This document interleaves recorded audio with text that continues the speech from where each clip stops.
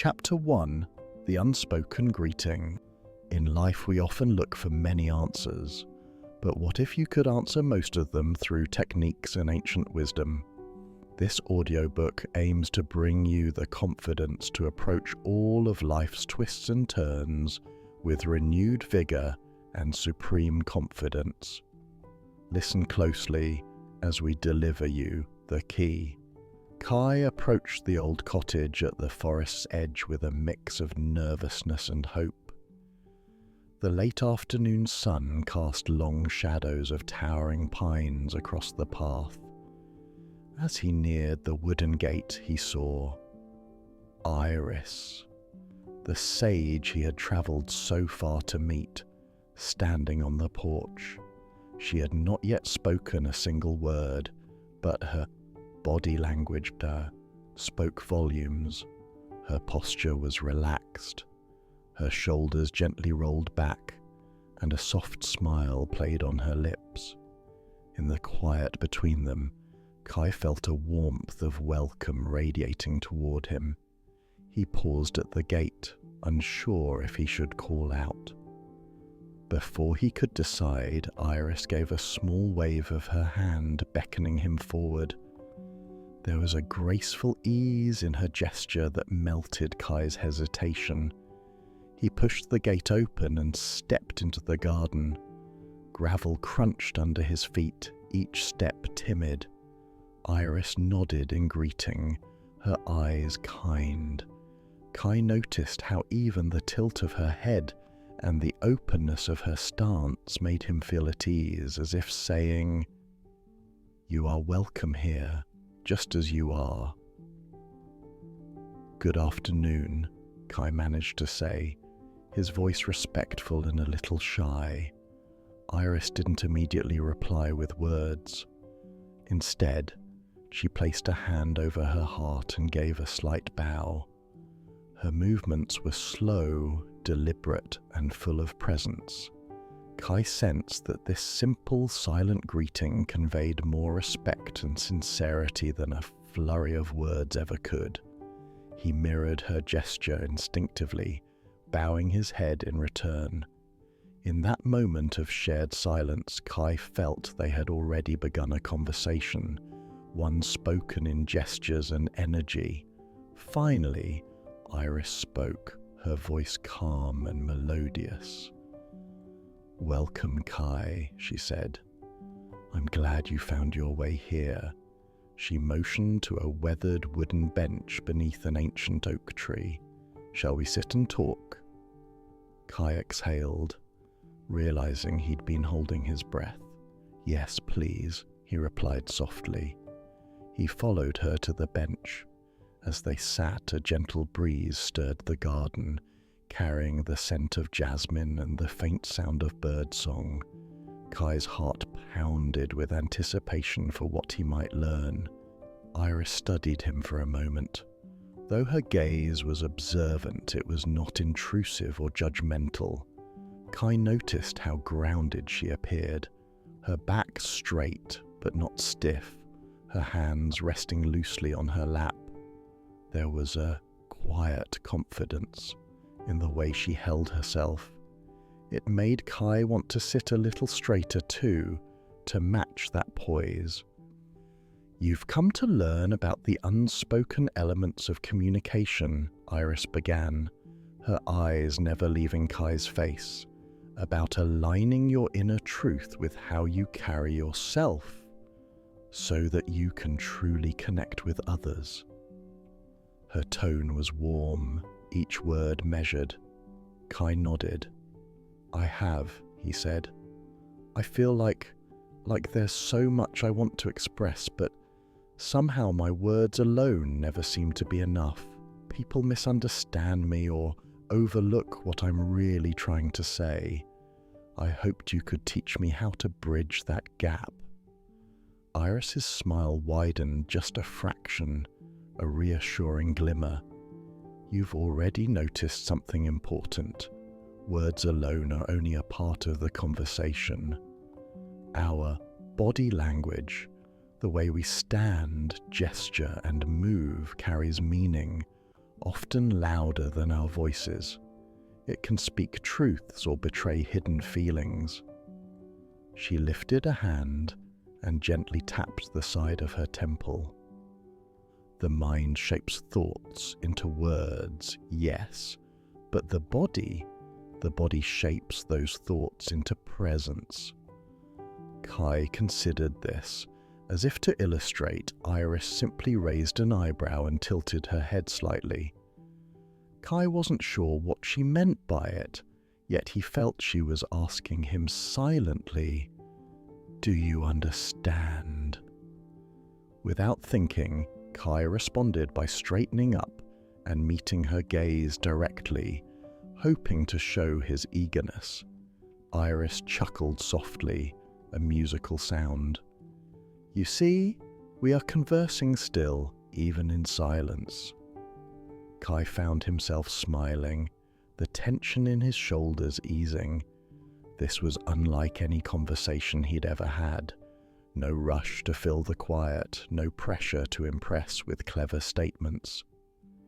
Instead, there was a gentle attentiveness, a mutual awareness of posture and gesture, as if those were words too. Over the next few minutes, they spoke about Kai's journey. He told her how he had always been more comfortable with books than with people, how in important moments, like a job interview or confessing feelings to someone he cared about, his voice faltered and his body seemed to contradict his intent. His hands would fidget, his stance would shrink. The very message he wished to convey, confidence, passion, sincerity, would get lost. When Kai finished, he felt relieved to have shared these vulnerabilities. Usually he would worry about being judged for admitting such fears, but Iris's calm demeanor made him feel safe. She placed a hand gently on the bench between them, palm up, a subtle invitation. Kai felt an impulse to place his hand over hers. He did so, and she gave his hand a light, reassuring squeeze before withdrawing. The journey of mastering communication beyond words begins with awareness, Iris said softly. Awareness of yourself and others. You have to feel the conversation, not just hear it.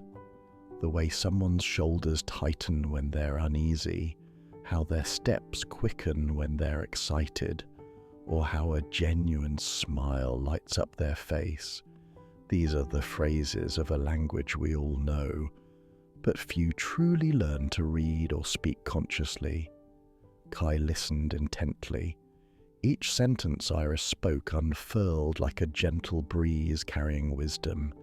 He noticed that as she talked, her hands sometimes moved gracefully to emphasize a point, a palm open to indicate openness, or a slight lift of her chin to signal resolve. None of it was random. It all flowed naturally from what she was saying, as if her body and words were in harmony. "Can you teach me to read these signs? To speak this silent language?" Kai asked. Iris nodded. "Yes, but understand, it's less about learning new tricks and more about becoming aligned with yourself. When you're aware of your own body and emotions, you become attuned to others. This alignment between your inner state and outer expression is what makes nonverbal communication powerful and authentic.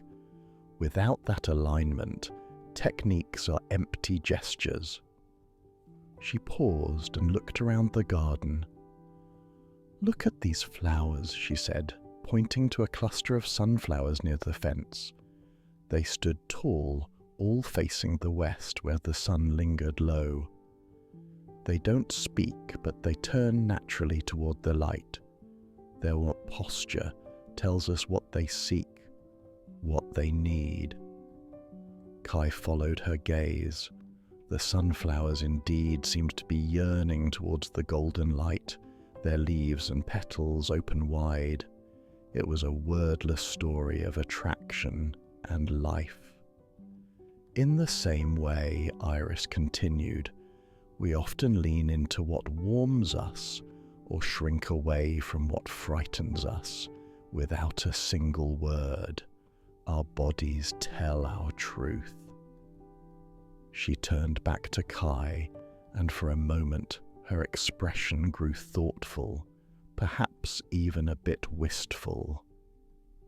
To connect deeply with others, we must learn to see these truths and also to live our own truth through how we carry ourselves. Kai felt a soft stirring inside, hope and a keen curiosity.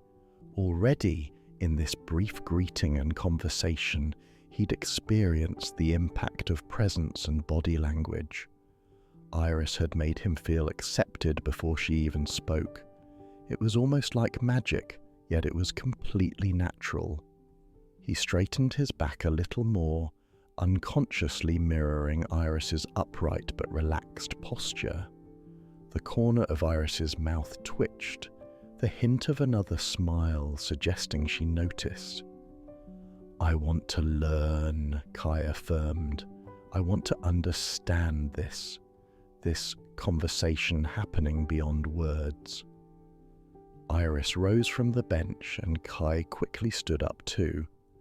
The sun was dipping lower now, painting the sky in hues of orange and rose. "We've made a good beginning," she said gently. "The sun is setting. This evening, reflect on what you felt and observed in our greeting. Body language is our foundation, the soil in which all other aspects of communication grow. Tomorrow, we will continue." Kai realized that even as Iris spoke of ending the lesson for the day, she was teaching him still. She offered her hand to shake his, a formal gesture, yet performed with such warmth and two hands clasping his one that it felt like a hug. Kai felt that same warmth flow through him. As he turned to leave for the small guest hut Iris had prepared for him, he noticed that she watched him kindly. He gave a slight wave goodnight. Iris answered with a gentle nod and a bright smile that crinkled the corners of her eyes. In that smile, in those shining eyes, Kai sensed kindness and encouragement, and as he walked away, he realized with slight astonishment that they had covered an ocean of understanding in just a few words. He had begun to learn the language of the unspoken. That night, Kai lay in bed replaying the encounter. The way Iris had greeted him, with a hand to heart and a bow, it was respectful and heartfelt without a single word. How her posture and gestures put him at ease. He tried mimicking the motion of placing hand on heart and bowing in the darkness, feeling a bit silly yet also sensing the sincerity it conveyed. He made a promise to himself to pay closer attention to the silent signals he sent and received. Before sleep took him, Kai glanced out the window at the moonlit garden. The silhouettes of sunflowers still faced where the sun had been, as if remembering the warmth. Kai closed his eyes with a gentle smile, eager for the lessons the next day would bring. Chapter 2. The Language of the Face. Morning light spilled into the garden as Kai joined Iris by a small koi pond behind the cottage. The fish glided just beneath the water's surface, their colours vivid in the dawn sun. Iris was sprinkling a handful of feed into the pond, and the fish swirled in gentle frenzy. She greeted Kai with a bright smile that reached her eyes, the same kind of smile that had comforted him the evening before. "Good morning, Kai," Iris said, her voice warm. She gestured for him to sit on a flat stone bench beside the pond. Today, there was a playful energy about her. "Good morning," Kai replied. He sat down, feeling the cool stone under him. He noticed Iris's expression. Her eyebrows were slightly raised and her eyes sparkled. There was a hint of excitement or anticipation on her face, as though she were about to share a delightful secret. Iris let the last of the fish feed scatter on the water and wiped her hands. "Today," she began, turning toward Kai, "we will explore the language of the face, the myriad expressions that flicker across it and how they reflect our inner world." As she spoke, she gently touched her own cheek, tracing a line from temple to chin, as if outlining the canvas of the human face. Kai found himself focusing on her features, the crinkles at the corners of her eyes, the fine laugh lines that hinted she had smiled often in her life, and the way her mouth curved now in a soft grin. He realized that her face seemed to rest naturally in an expression of openness. There was no tension in her jaw, no furrow in her brow. "Many people wear masks," Iris said, as if reading his thoughts. "They force a smile even when they're sad, or try to hide anger behind a calm facade. But the truth finds its way to the surface, often through subtle cues. A tightness around the eyes, a twitch in the corner of the mouth, a flush of the skin. The face, even when we attempt to mask it, often reveals our truth." Kai nodded. He knew what she meant. He'd seen it in himself. How many times had he tried to appear confident, only to feel his face betray him with a nervous swallow or a forced smile that didn't reach his eyes. Iris sat down beside Kai. She drew a deep breath and then let her face go blank, like a serene mask devoid of readable emotion. "Consider this," she said. "What do you see?" Kai looked at her neutral expression. Her eyes were open, looking at him, but without any particular emotion. Her lips were relaxed, neither smiling nor frowning. For a moment, she looked like a marble statue of a wise woman, calm and inscrutable. "I'm not sure," Kai admitted. "You seem calm, I suppose, but I can't tell what you're thinking or feeling." She slowly raised one eyebrow. The subtle arch instantly changed her expression from neutral to inquisitive. "And now?" she asked. "Now you look curious about something," Kai said, a small smile tugging at his lips. Iris then allowed a smile to blossom, gently lifting the corners of her mouth. The smile was genuine. Kai saw it in the slight squint of her eyes, the warmth radiating suddenly from her features. It was as if the sun had emerged from behind a cloud. "And how about now?" "Happy," he responded. "You look happy, and you make me feel a little happier too, just seeing you smile." Iris chuckled softly and let her face relax again. "Such is the power of a genuine smile," she said. "It's contagious. It can ease tension in an instant without a word spoken." Kai thought of times when he was feeling down, and a friend's smile or a stranger's kind face had lifted his spirits unexpectedly. He also thought of times he had tried to smile through pain. Perhaps others had seen through those attempts. "Of course, not every expression is positive," Iris continued. She formed her features into an exaggerated frown, pulling her eyebrows together and pouting slightly. On most people, such a face might seem comical, but Kai felt the weight of it, like a cloud passing over the sun. A frown can darken the mood of a room, Iris said, returning her face to normal. And an expression of anger or fear can spread those emotions to others as well. We are deeply social creatures. We tend to mirror the expressions we see. Kai recalled entering his home as a child after having misbehaved at school.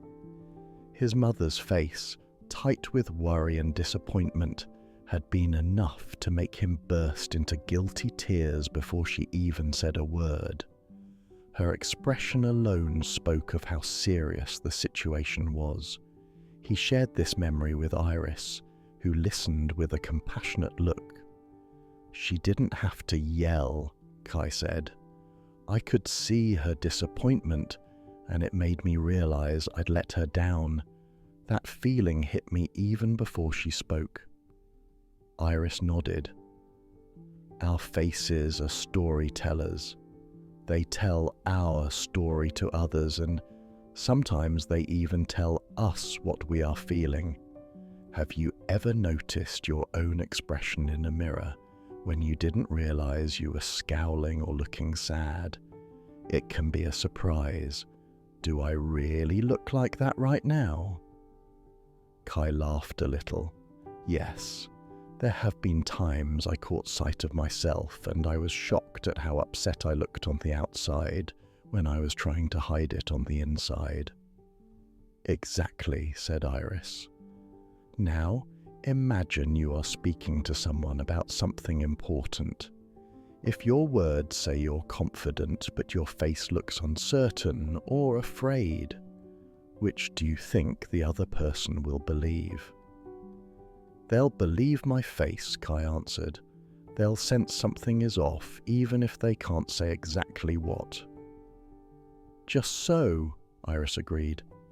"That is why inner alignment is key, but we will come to that in time. For now, let's practice being aware of expressions." She stood up and faced Kai, motioning for him to stand as well. A ray of morning sun fell across Iris's face as she guided Kai. "I will name an emotion or a state of mind, and I want you to embody it on your face, without words. Truly feel it if you can, and let it rise to your expression. Then we will switch." Kai swallowed nervously. He wasn't sure how good he'd be at this. He felt a bit self-conscious acting out emotions. But he nodded. "Okay." Iris smiled encouragingly, then her face grew serious as she considered a first prompt. "All right, show me determination," she said. Kai closed his eyes for a second and thought of a moment he felt determined, like when he was resolved to finish a difficult hike despite exhaustion. He opened his eyes and focused on that feeling. His brow furrowed slightly, jaw set firmly, lips pressed together in a line of resolve. He planted his feet a little apart as if bracing to push forward. He heard Iris let out a little and he wasn't sure if that meant he was doing well or not. "Now, doubt," came Iris's voice gently. Kai released the tension in his face, trying to recall the sensation of uncertainty.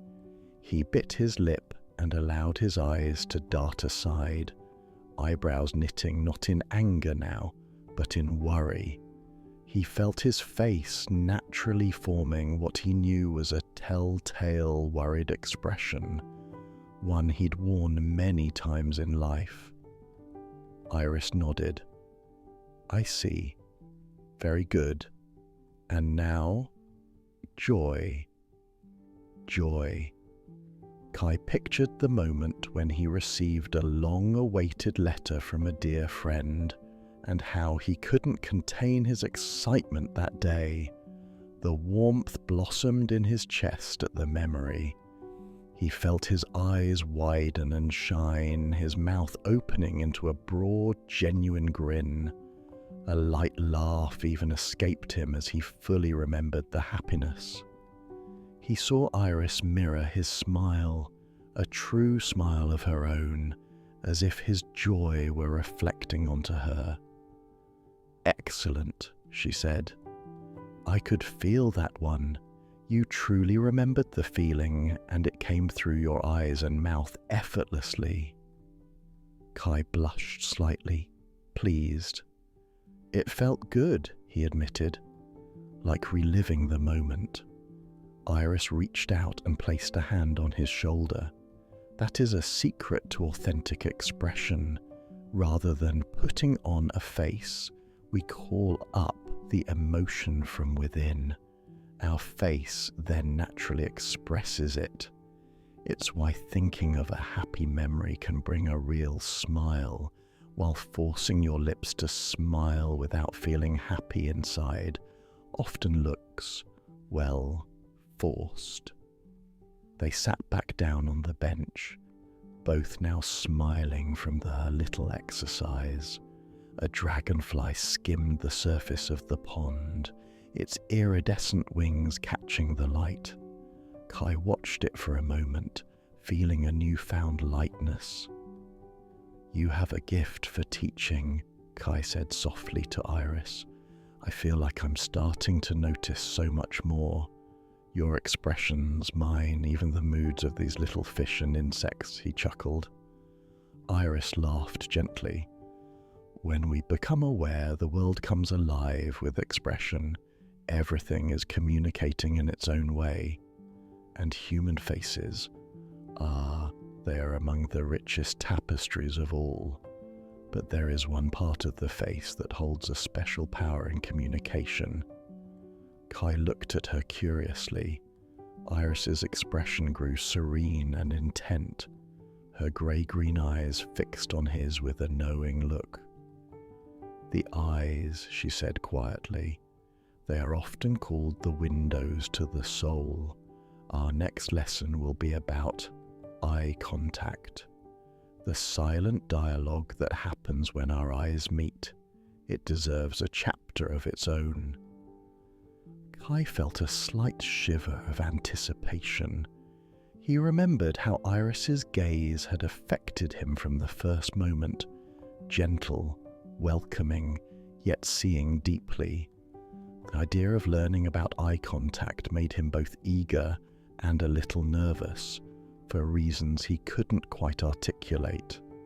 As if sensing this, Iris gave him a reassuring wink, an unmistakably playful gesture that made Kai laugh out loud, breaking the seriousness. With that bright sound of laughter dancing across the garden, they rose to prepare for what the day would reveal next in their journey beyond words. Chapter 3: Eyes of Connection. Later that afternoon, Iris led Kai on a walk through a nearby meadow. The sun was higher now, bathing the wild flowers and tall grasses in golden light. As they walked, a comfortable silence stretched between them. Kai was becoming more attuned to these wordless moments, noticing the sway of Iris's skirt as she stepped, the way she occasionally turned her face to the sky, with a peaceful expression, eyes half closed as if savouring the warmth. They reached a lone oak tree at the meadow's centre, its broad canopy casting cool shade on the grass. Iris stopped there and turned to face Kai. "We've practiced reading the face," she said softly. "Now, let's delve into the eyes." Kai felt his heart quicken just a little. Iris's eyes were a gentle grey-green, reflecting the field around them. He remembered how penetrating but kind her gaze had been when they first met. There was something intimate about eye contact that made him slightly uneasy, yet he knew this was an important lesson. Iris motioned for Kai to sit with her on the grass, their backs resting against the sturdy trunk of the oak. A light breeze whispered through the leaves above, and a few petals from nearby wildflowers danced in the air. Kai drew a breath, taking in the fresh scent of grass and earth. "For a moment, let silence do the teaching," Iris said. "Turn toward me and just look into my eyes. I will look into yours. Try not to look away. If you feel uncomfortable, notice that feeling, but remain present with it. Okay?" Kai wiped his palms on his trousers. The idea of maintaining eye contact for an extended period felt oddly more challenging than mimicking facial expressions or gestures. Still, he trusted Iris and was determined to follow through. "Okay," he agreed, turning his body to face her. They sat cross-legged, knee to knee. Iris adjusted her shawl and then became still, giving Kai a small nod to begin. Kai met her gaze. At first, it felt natural enough. He'd looked people in the eyes many times, of course, but usually only for a passing moment. Now he was sustaining the gaze. Iris's eyes were calm and welcoming, with tiny gold flecks that caught the sunlight. Kai tried to focus on them steadily. A few seconds passed.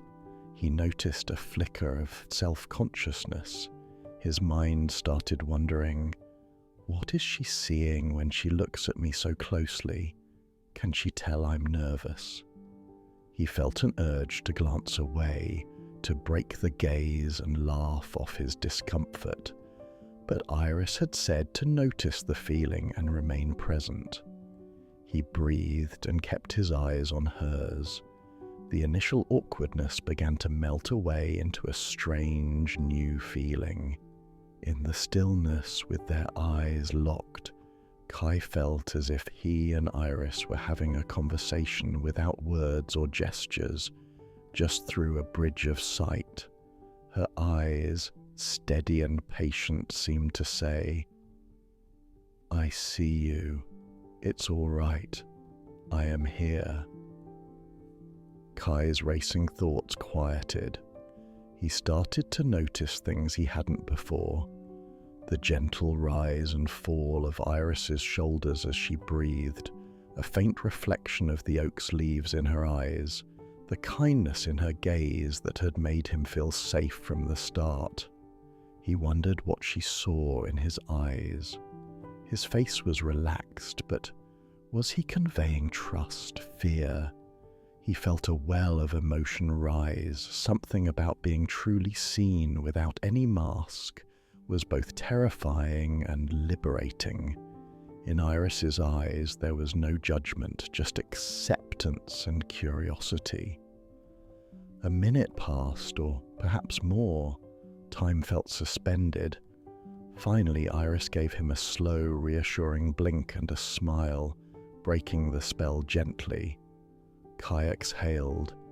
He hadn't realized he was holding his breath again. "You did well," Iris said quietly. "How do you feel?" Kai searched for the right word.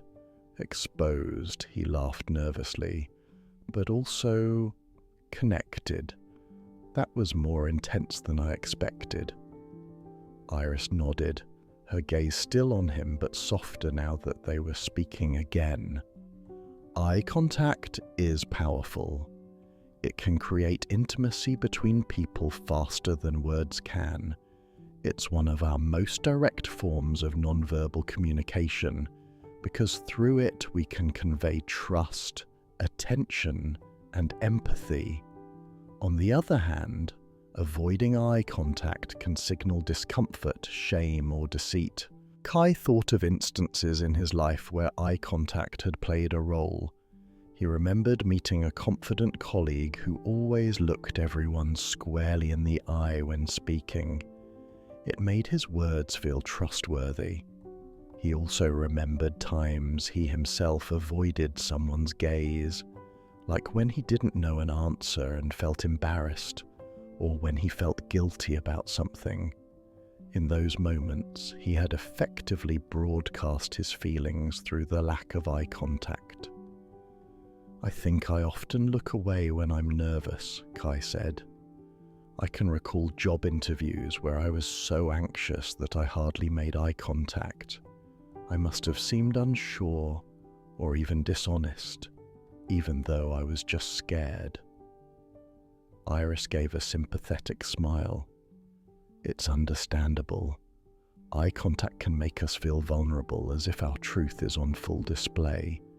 In those moments, our instinct might be to hide, to look away. But when we gather the courage to meet someone's gaze, we are silently saying, 'I have nothing to hide. I am present with you.' That can build trust almost instantly." Kai looked down briefly at his hands, contemplating this. The grass beside him was dotted with tiny white daisies. He picked one and twirled it between his fingers thoughtfully. "So by avoiding eye contact, I might have been undermining my own message, showing nervousness when I wanted to show confidence."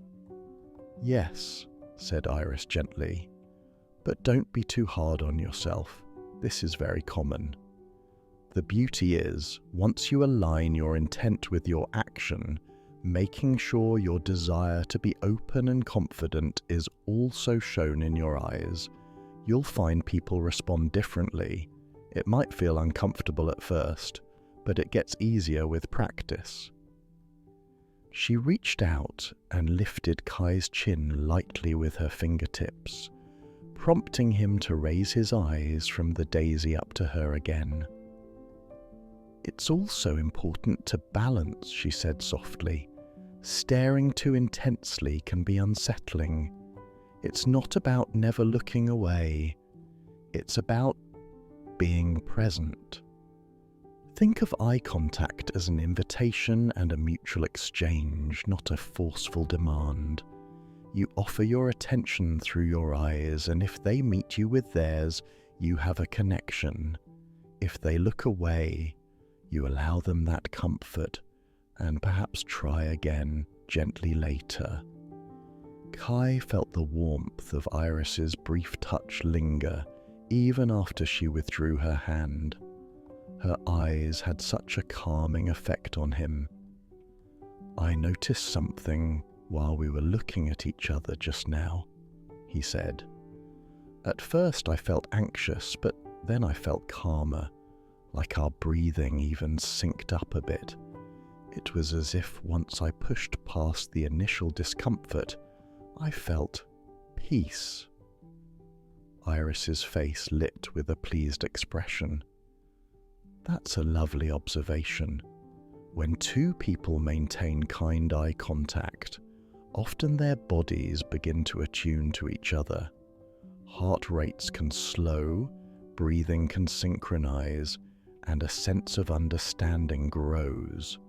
It's a form of mirroring too, not with muscles or posture, but with presence." Kai raised his eyebrows. "Mirroring? We tend to copy each other's expressions and even bodily rhythms." "Yes," Iris said. "Much of nonverbal communication is about synchrony. Eye contact can lead to an emotional mirroring. You see calm in my eyes, and you feel calm, so your eyes reflect calm back to me. It's a feedback loop of empathy." Just then, a small herd of deer wandered into the far end of the meadow, unaware of the two humans under the oak. Iris gently touched Kai's arm and nodded toward them. They watched quietly. One doe lifted her head and looked in their direction. Her ears pricked forward, body poised to bolt. Kai met the animal's wide, dark eyes across the distance. For a few heartbeats, the two held each other's gaze. Kai remembered to soften his focus, to simply observe without the predatory stare that might alarm the deer. The doe seemed to accept their presence. She lowered her head and continued grazing, deciding they were no threat. Kai realized he had been holding his breath again and let it out slowly. Even animals read eyes, don't they? They do, Iris affirmed. To that deer you just said, I mean you no harm by the gentleness of your gaze. Kai felt a swell of wonder. The world indeed was alive with silent conversations between people and animals, perhaps even between animals and the earth. How much had he missed all these years, not knowing how to listen or speak this unspoken language? As if echoing his thought, Iris said quietly, when we pay attention, we find that all of life is communicating. We become participants in a greater dialogue. They sat in silence for a while, watching the deer graze, occasionally glancing at each other with easy smiles whenever their eyes happened to meet again. Each time it felt more natural, more comfortable, like exchanging a kind word. Eventually the deer moved on into the trees beyond the meadow. Iris stood and Kai followed suit, brushing off a few bits of grass from his clothes. The exercise had left him thoughtful and serene. As they started walking back, Iris spoke. We've talked about faces and eyes, the expressive parts of our body, but communication flows through the whole body. How we hold ourselves as a whole, our posture, is just as important. It reflects our inner state and can even influence it. Kai straightened a bit as he walked, conscious of how he was carrying himself. The notion that posture can influence how he feels, just as how he feels can influence his posture, intrigued him. By the time they returned to the cottage, the sun was dipping toward the horizon, casting long golden beams across their path. A quiet excitement fluttered in Kai's chest. Each lesson so far had been illuminating and unexpectedly moving. He was eager to continue, and as Iris mentioned posture, he found himself already standing a little taller, ready for whatever insight would come next. Chapter 4: Standing in Truth. The next morning, Kai found Iris in the clearing behind the cottage, standing barefoot on the dewy grass. The sun had just risen, bathing the world in a gentle glow. Iris's eyes were closed and her face turned toward the sky, a peaceful smile on her lips. Her arms were lifted slightly to her sides, palms facing forward, in a posture that seemed to welcome the day. She stood tall, her spine straight and strong, yet her body looked relaxed, not rigid but aligned and open. Kai approached quietly, not wanting to disturb her. He couldn't help but notice the posture Iris held. It was like she was a tree rooted in the earth, her arms like branches extended in calm joy. There was a grace and solidity in the way she stood, and it seemed to emanate a quiet confidence. After a moment, Iris opened her eyes and turned toward Kai, lowering her arms. "Good morning," she greeted, her voice soft and bright. "Good morning," Kai replied. He glanced down, realizing he was slouching a bit from sleepiness. He quickly straightened his back. Iris noticed and gave a friendly chuckle. "No need to be stiff," she said gently. "Here, join me." She gestured for him to remove his shoes and stand beside her on the grass. Kai slid off his sandals and stepped onto the cool, damp earth. A small shiver went through him at the touch of the dew on his feet, but it was refreshing. He stood next to Iris, trying to mimic her upright stance. "Close your eyes," Iris instructed. "Relax your shoulders, but imagine a string gently pulling the crown of your head up toward the sky. Feel your spine lengthen. Tuck your chin just slightly so the back of your neck is long and open. Soften your knees. Good. Now breathe deeply." Kai followed her directions. As he closed his eyes and adjusted his posture, he felt a subtle shift. Opening his chest as he rolled his shoulders back helped him breathe more fully. Aligning his head and neck alleviated some tension he hadn't realized he was holding. He took a deep breath in and let it out slowly. "Feel that connection," Iris continued in a soothing tone. "Your feet anchored to the earth, supporting you, the top of your head lifting to the sky. You are suspended between earth and heaven, like a tree rooted and reaching. This is the stance of alignment." Kai did feel stable, more grounded. A gentle calm settled over him as he stood there, breathing and balanced. Thoughts of the past and future quieted.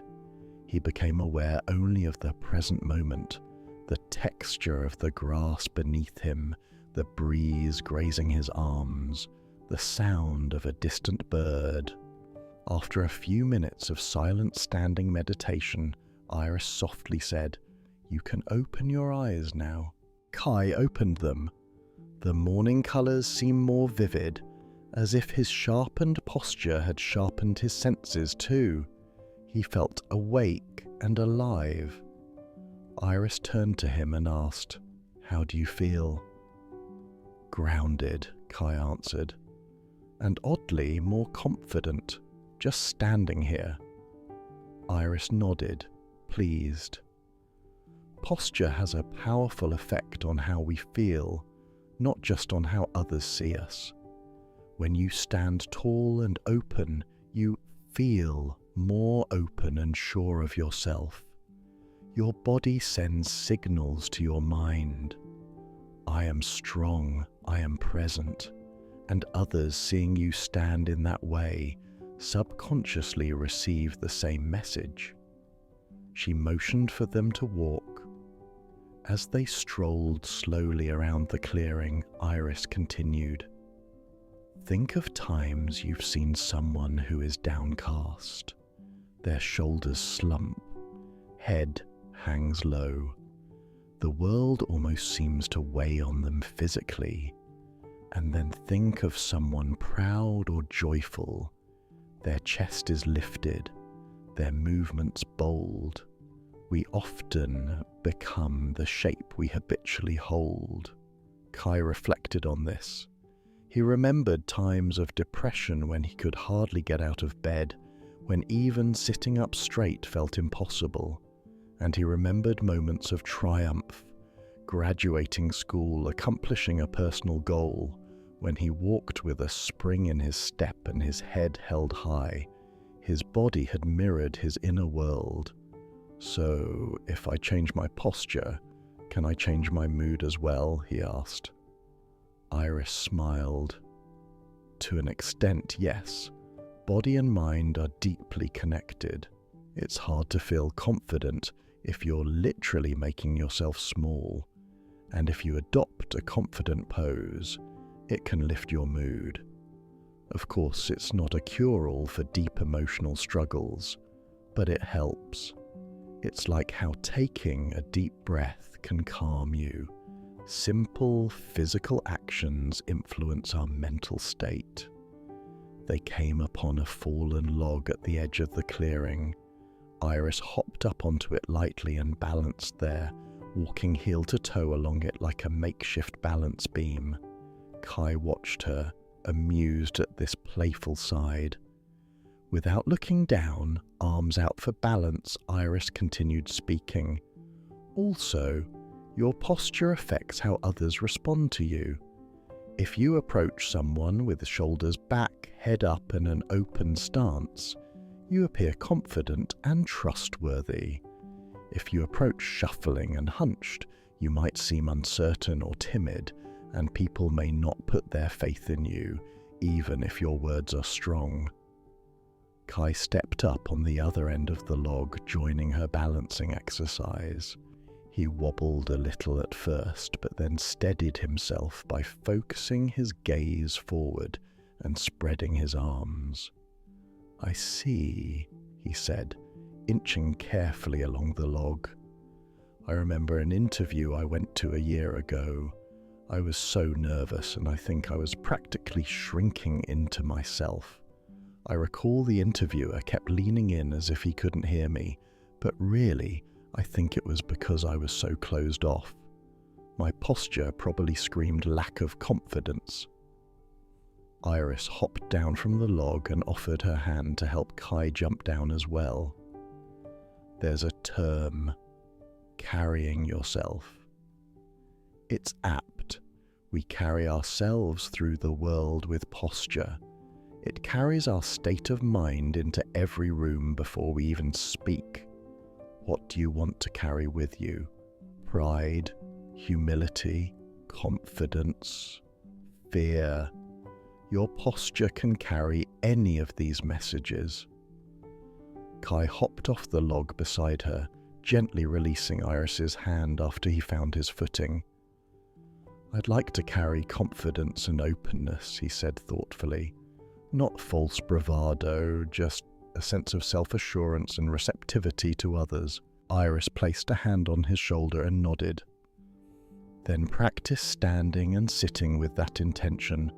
Let your body language proclaim it even when your voice is silent." They began walking back toward the cottage for breakfast, the exercise leaving them energized. As they walked, a neighbor from a nearby farm passed by the fence, an older man carrying a basket of vegetables. Iris greeted him with a friendly wave. Kai noticed how Iris's posture remained upright and welcoming even in this casual interaction. The man, seeing her open stance and genuine smile, smiled in return and called out a cheery good morning. Kai also waved, remembering to keep his shoulders back and head up. He felt the man's eyes appraise him kindly, perhaps picking up on the confidence Kai was consciously embodying. After the farmer left, Kai remarked, "He seemed to brighten up when he saw you." Iris laughed softly. "I might have that effect, but it's also that he knows I'm always happy to see him.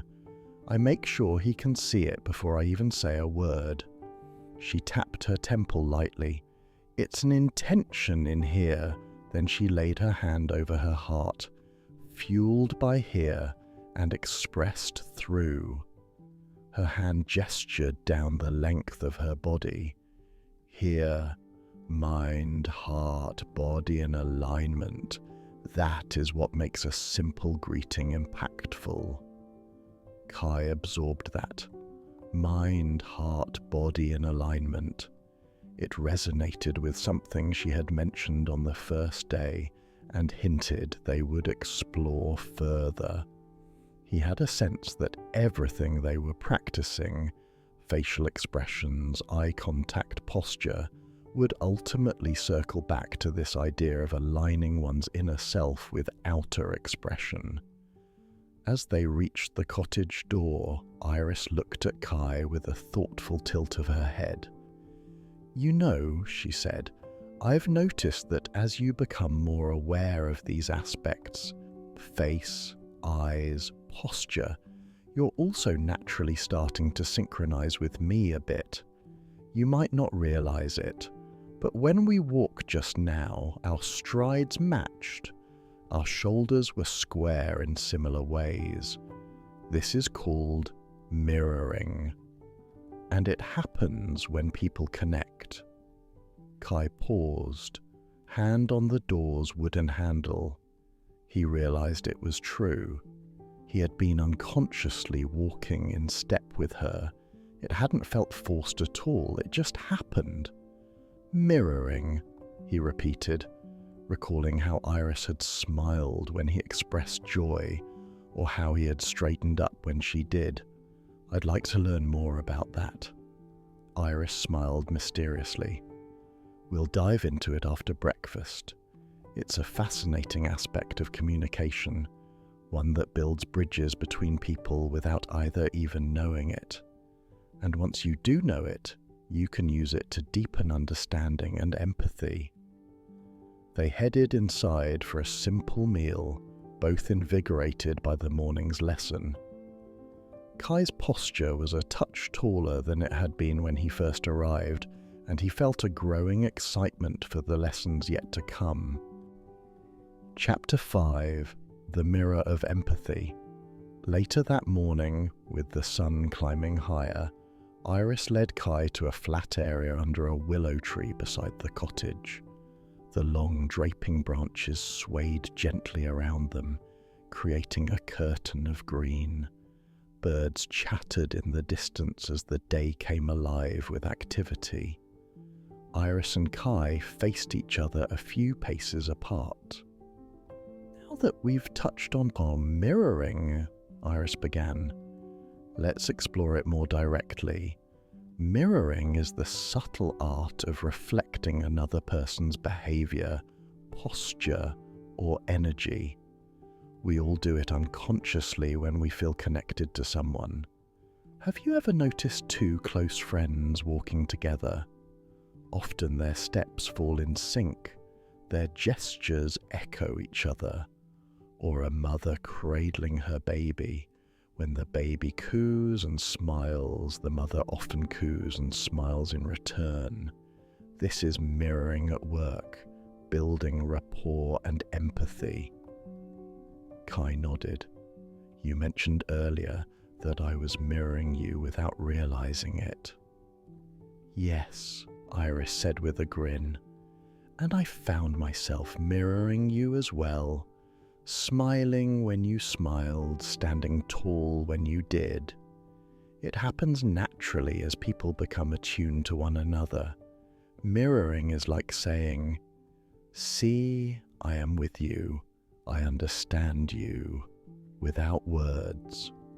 She stepped a little closer and extended her hands, palms facing Kai, almost as if preparing for a dance. We're going to try a simple mirroring exercise. I'll move one of my hands and you mirror me.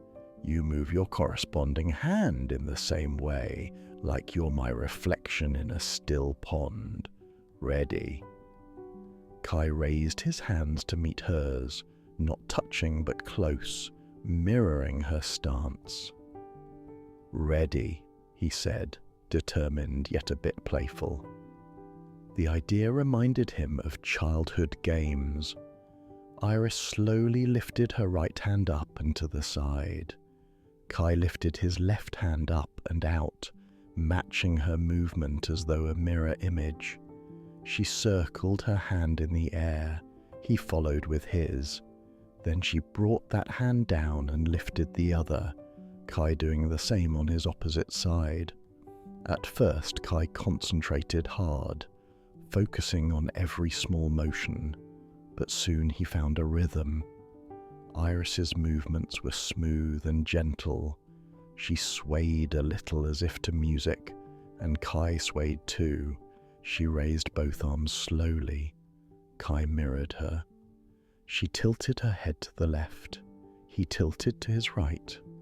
Before long they were moving in tandem, a silent choreography in the dappled light beneath the willow. Good, Iris said softly. Now, without thinking too much, just keep moving. I'll mirror you for a while and you lead. Make any movements you like. Kai took a turn leading, raising his arms overhead and stretching, twisting his torso gently. Iris copied him fluidly. He bent one knee and shifted weight. She did the same. A few minutes passed. and Kai felt a strange synergy, as if the boundaries between teacher and student, leader and follower were blurred. They were just two humans moving as one. It felt almost meditative. Finally, they both slowed to a stop, hands coming down to rest at their sides, both breathing a little deeper from the gentle exercise. Kai realized he was smiling widely, and Iris was too. "That was surprisingly profound," Kai said. "It's like I could feel a connection without talking or even looking at your face just by moving together." Iris brushed a stray strand of hair behind her ear. "Yes, mirroring can create a strong sense of unity. It tells the other person, we are on the same wavelength. In conversation, this often happens naturally when people really get each other. They might lean in at the same time, nod in unison, or even start to pick up each other's mannerisms over time." Kai thought back to his best friend from childhood. They used to sit in the park for hours, often moving or laughing in sync, finishing each other's sentences. He had never realized how much their bodies mirrored each other in those moments of pure camaraderie. "I can see that. With my best friend, we used to end up copying each other's slang and even sitting the same way. It just happened." Iris laughed softly. "Exactly. Now, beyond the unconscious mirroring, one can also consciously mirror to build rapport. It must be done subtly and genuinely, not like a mockingbird.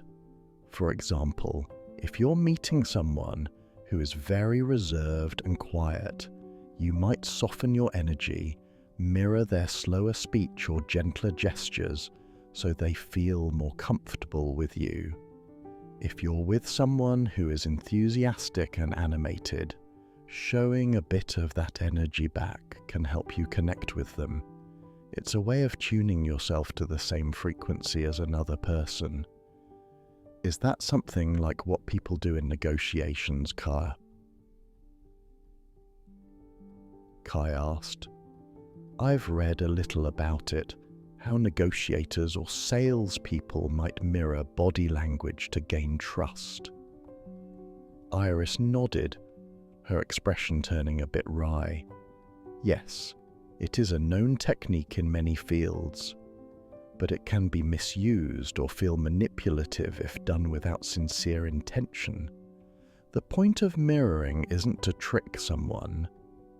It's to genuinely try to understand and empathize. When you mirror, you also momentarily adopt the other's state, so you can literally feel where they're at. If you mirror an anxious person by taking on a bit of their hunched posture and fidgeting, you might actually feel a touch of their anxiety, which can help you respond compassionately. Then, you might gradually shift to a calmer posture yourself, and they may follow suit out of the same mirroring instinct. In this way, you lead them to calmness, not by telling them to be calm, but by demonstrating it. Kai found this fascinating. It was like a dance of empathy, where each person takes cues from the other. So, mirroring not only communicates understanding, it can also guide quietly. "Yes," Iris said. "It's like two violins tuning to each other. One plays a note, the other matches it. Then one gently transitions to a new melody and the second follows, having established trust through harmony." She motioned for them to walk again, and they left the willow's shade, strolling toward a lane that led to the village nearby. They hadn't visited the village together yet, and Kai was curious. Perhaps Iris intended to give him some real-world practice.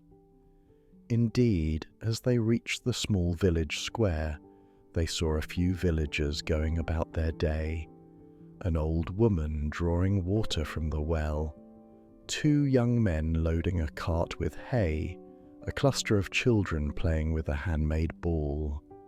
The aroma of bread baking drifted from a nearby bakery. Real-world examples can be helpful, Iris whispered with a smile. She nodded toward the 2 young men at the cart. Look at those fellows. Notice their body language. Kai observed them from a polite distance as he and Iris walked. The men were laughing about something. One slapped the other on the back and then hoisted a bale of hay onto the cart. The second, still chuckling, mirrored the back slap lightly a moment later and lifted another bale. They moved in sync, their actions almost like a mirror image offset by a few seconds. They seem to be good friends, Kai murmured. They do, Iris agreed. Their mirroring of each other, the back slap, their synchronized lifting reinforces their bond. They likely don't even realize they're doing it. As Kai and Iris passed by the well, the old woman drawing water looked up. Iris offered a respectful nod and her gentle smile. The woman straightened her back, perhaps unconsciously mirroring Iris's upright posture, and smiled in return before returning to her task with a slightly quicker, more cheerful pace. Kai caught that small exchange. Even that simple interaction, it's like the energy shifted for her, just from your presence.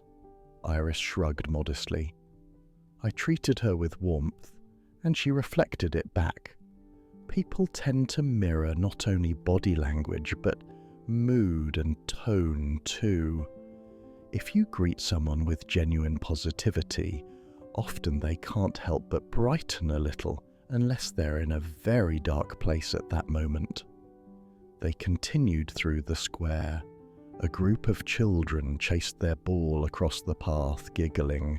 One nearly bumped into Kai and immediately stood up straight, looking a bit embarrassed. Kai instinctively crouched slightly to be on the child's eye level and smiled to show it was all right. The child grinned and gave a little wave before darting off with his friends.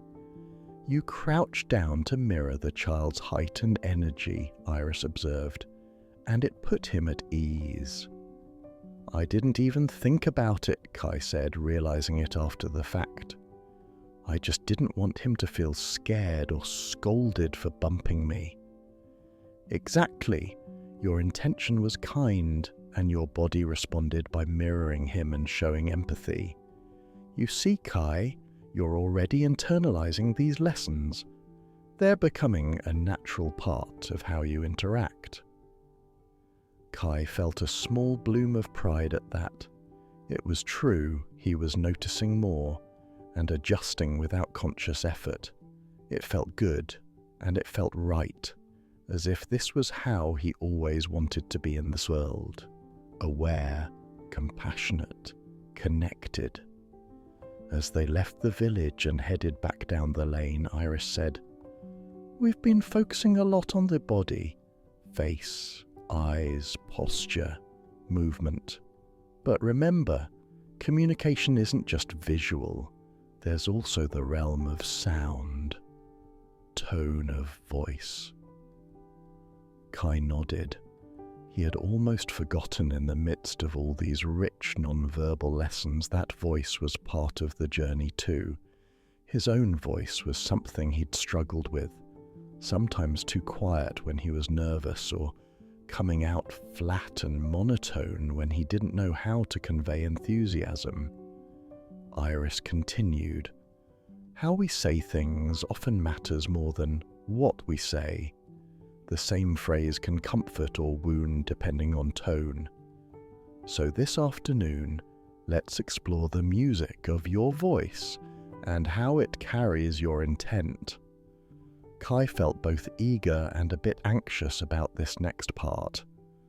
Body language felt more external, but his voice, it felt so personal, and he had insecurities about it. Still, the encouragement in Iris's presence bolstered him. They arrived back at the cottage around midday. After a short rest and a light lunch, Kai prepared himself for the next chapter of their journey, discovering what messages lay hidden in the rise and fall, the rhythm and pitch of the human voice. Chapter 6: The Music of the Voice. In the golden glow of late afternoon, Iris and Kai sat on the cottage's front porch, glasses of cool water in hand.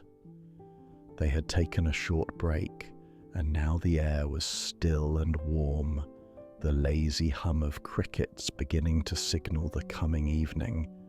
A few fluffy clouds drifted overhead, and the distant sound of a shepherd's flute echoed from the hills. A calming melody that mingled with the hush of the breeze.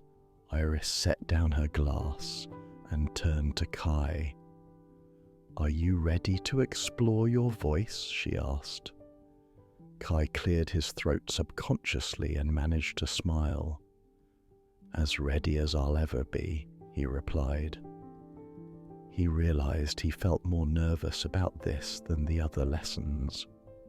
His voice had always been a sensitive topic for him. He sometimes felt it betrayed him by shaking when he was anxious, or that it lacked the commanding quality he admired in others. Sensing his hesitation, Iris gave him a reassuring look. "Remember, there's no judgment here, only learning and growth. Your voice is as natural as your body. We've worked on aligning your posture and expressions with your intentions. Now we'll do the same with your vocal tone." She stood up, stretched slightly, and leaned on the porch railing, looking out over the meadow.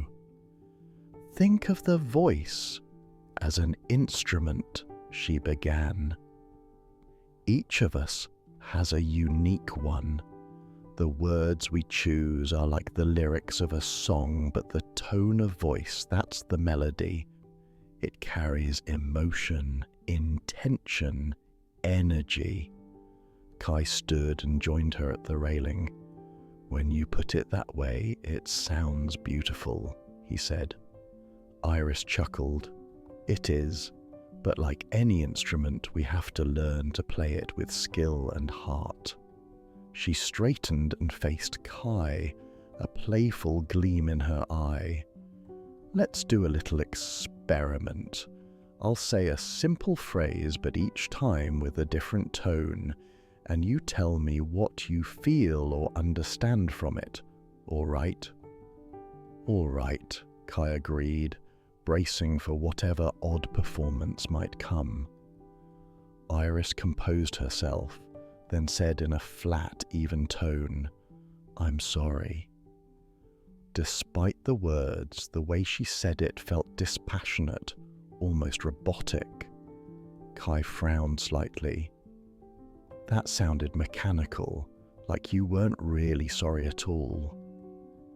Iris nodded, and then repeated, "I'm sorry," this time with her voice trembling, hushed, as if on the verge of tears. Her eyes even drooped to complete the effect. Kai felt a tug at his heart. That sounded sincere and sad, like you truly regret something and you're hurt by it. Again, Iris nodded, then cleared her throat. She straightened up, set her jaw, and barked out in a harsh, clipped voice, "I'm sorry." Kai blinked. The tone was curt and cold, almost angry. Now it sounded like an obligation, as if you were being forced to apologize and didn't want to. "Exactly," Iris said, her voice returning to its normal, gentle cadence. 3 identical phrases, 3 very different impacts. The words alone didn't change, but what you heard was completely different in each case. That is the power of tone. Kai absorbed this. It was obvious once demonstrated, yet he'd rarely thought about it mindfully. I guess I've always known tone matters, but I didn't realize just how much it can alter the meaning. More often than not, Iris said, people will trust the tone over the words. If someone says, "I'm fine," with a strain in their voice, you know they're not fine. Or if someone says, "Nice to meet you," but their tone is sarcastic or dismissive, the words become meaningless. Kai leaned against the railing, looking down at a ladybug that had landed on his hand. "I remember a time in college," he said quietly. "I was going through a rough patch and a friend asked me if I was okay. I said I was, but I think my voice must have given me away, because he looked at me for a second and then said, 'No, you're not. Talk to me.' He could tell by how I said it, even though the words were, 'I'm okay.' Iris gave him a compassionate glance. A good friend and perceptive. Yes, our voice often betrays our true feelings. The pitch might be higher when we're anxious, lower when we're upset, softer when we're uncertain. We sometimes crack or hesitate, and sometimes we don't speak at all when something is wrong, which is itself telling. Kai recalled moments he'd stayed silent when he needed help, or conversely, times he'd heard silent pain in someone's sigh. The voice includes silence, tone, volume, all as part of its language. "Let's try working with your own voice a bit," Iris suggested. "I'd like you to read something aloud, and we'll play with tone." She fetched a small, well-worn book from inside the cottage and handed it to Kai. It was a collection of short poems and sayings. She flipped to a page with a simple 2-line verse. "Above the mountains the sun rises, unspoken hope." "Read these lines," she said, "first as if you are simply stating a fact, no particular emotion." Kai took a breath and read the lines in a straightforward manner, as if reading an entry from a textbook. "Above the mountains the sun rises, unspoken hope." His voice sounded steady but flat to his own ears. Iris nodded. "All right, now read it again, but this time, imagine you are in a dark place all night and you are seeing the sunrise, feeling true hope for the first time in a long while. Let that emotion fill your voice."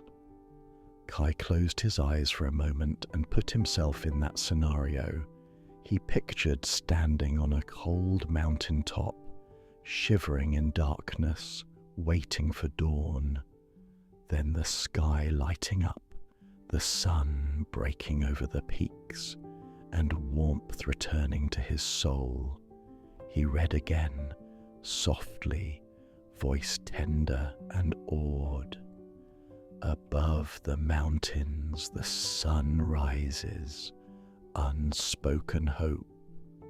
He heard the difference as he spoke, the slight tremble of gratitude in his tone, the way the words lilted upward at the end like a promise.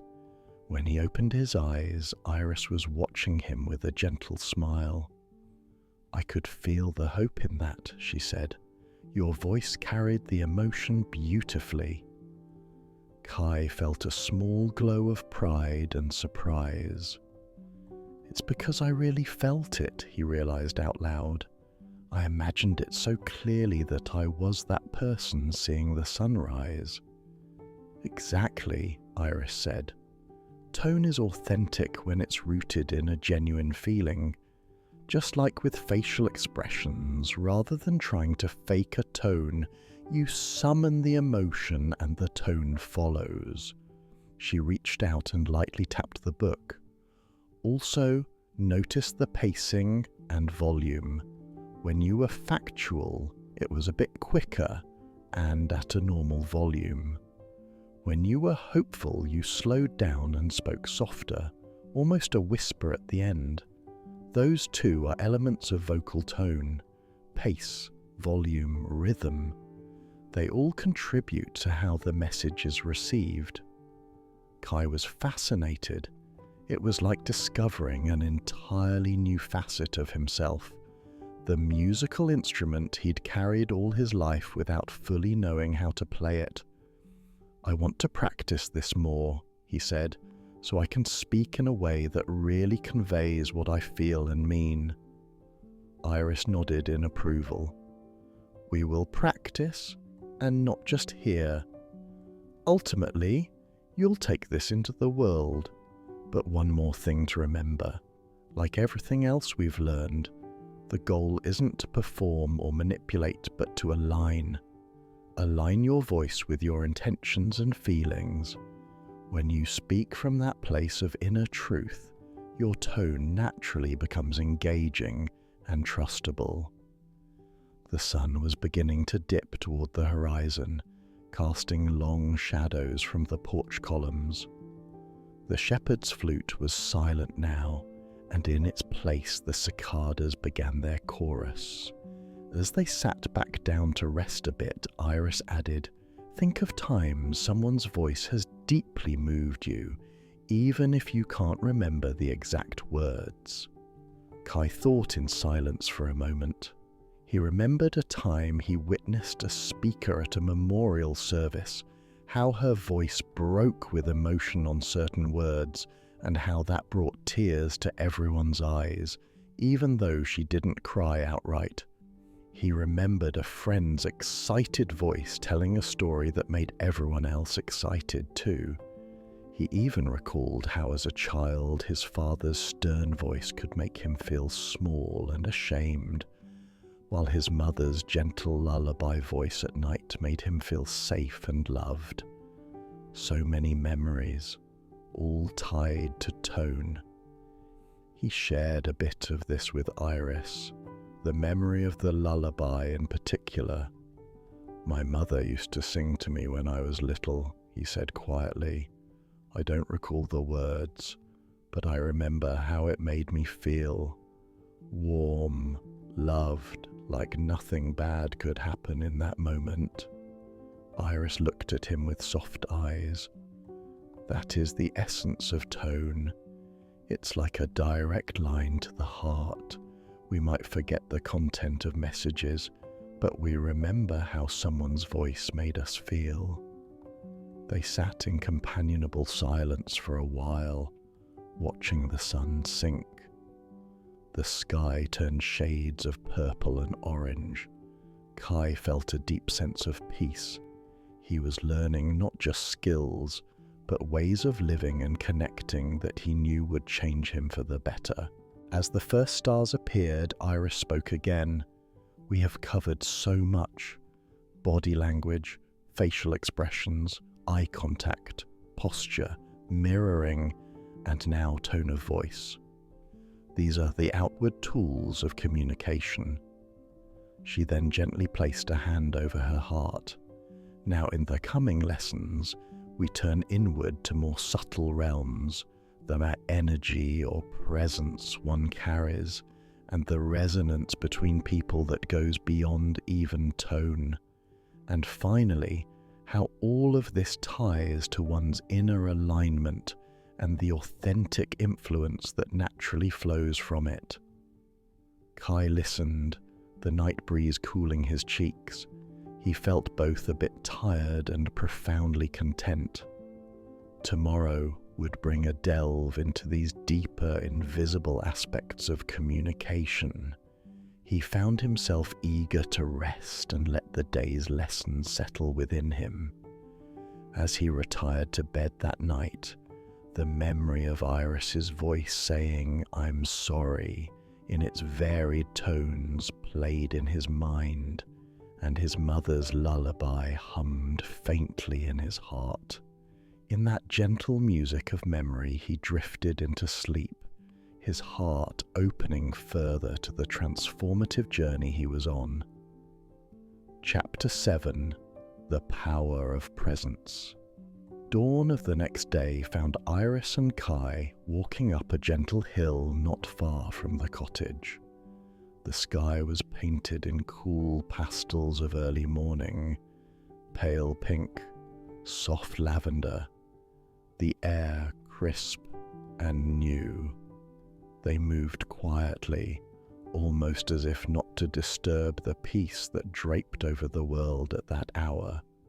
At the top of the hill stood a lone cherry blossom tree, surprisingly still in bloom, though the season was late. Its petals fluttered down in the light breeze like faint whispers. Iris stopped under the tree and inhaled deeply, closing her eyes for a moment. Kai did the same, filling his lungs with the fresh morning air. The tranquility of the place was palpable. After a few moments of silence, Iris spoke. "Tell me, what do you sense here, Kai?" Kai looked around and then within himself. "It's peaceful," he said quietly. "Calm, like everything is in harmony. I feel safe, I guess, and kind of energized too, but softly. It's hard to put into words." Iris opened her eyes and smiled. "That feeling is the presence of this place. Some places, just like some people, have a certain energy about them. Here, it's serenity.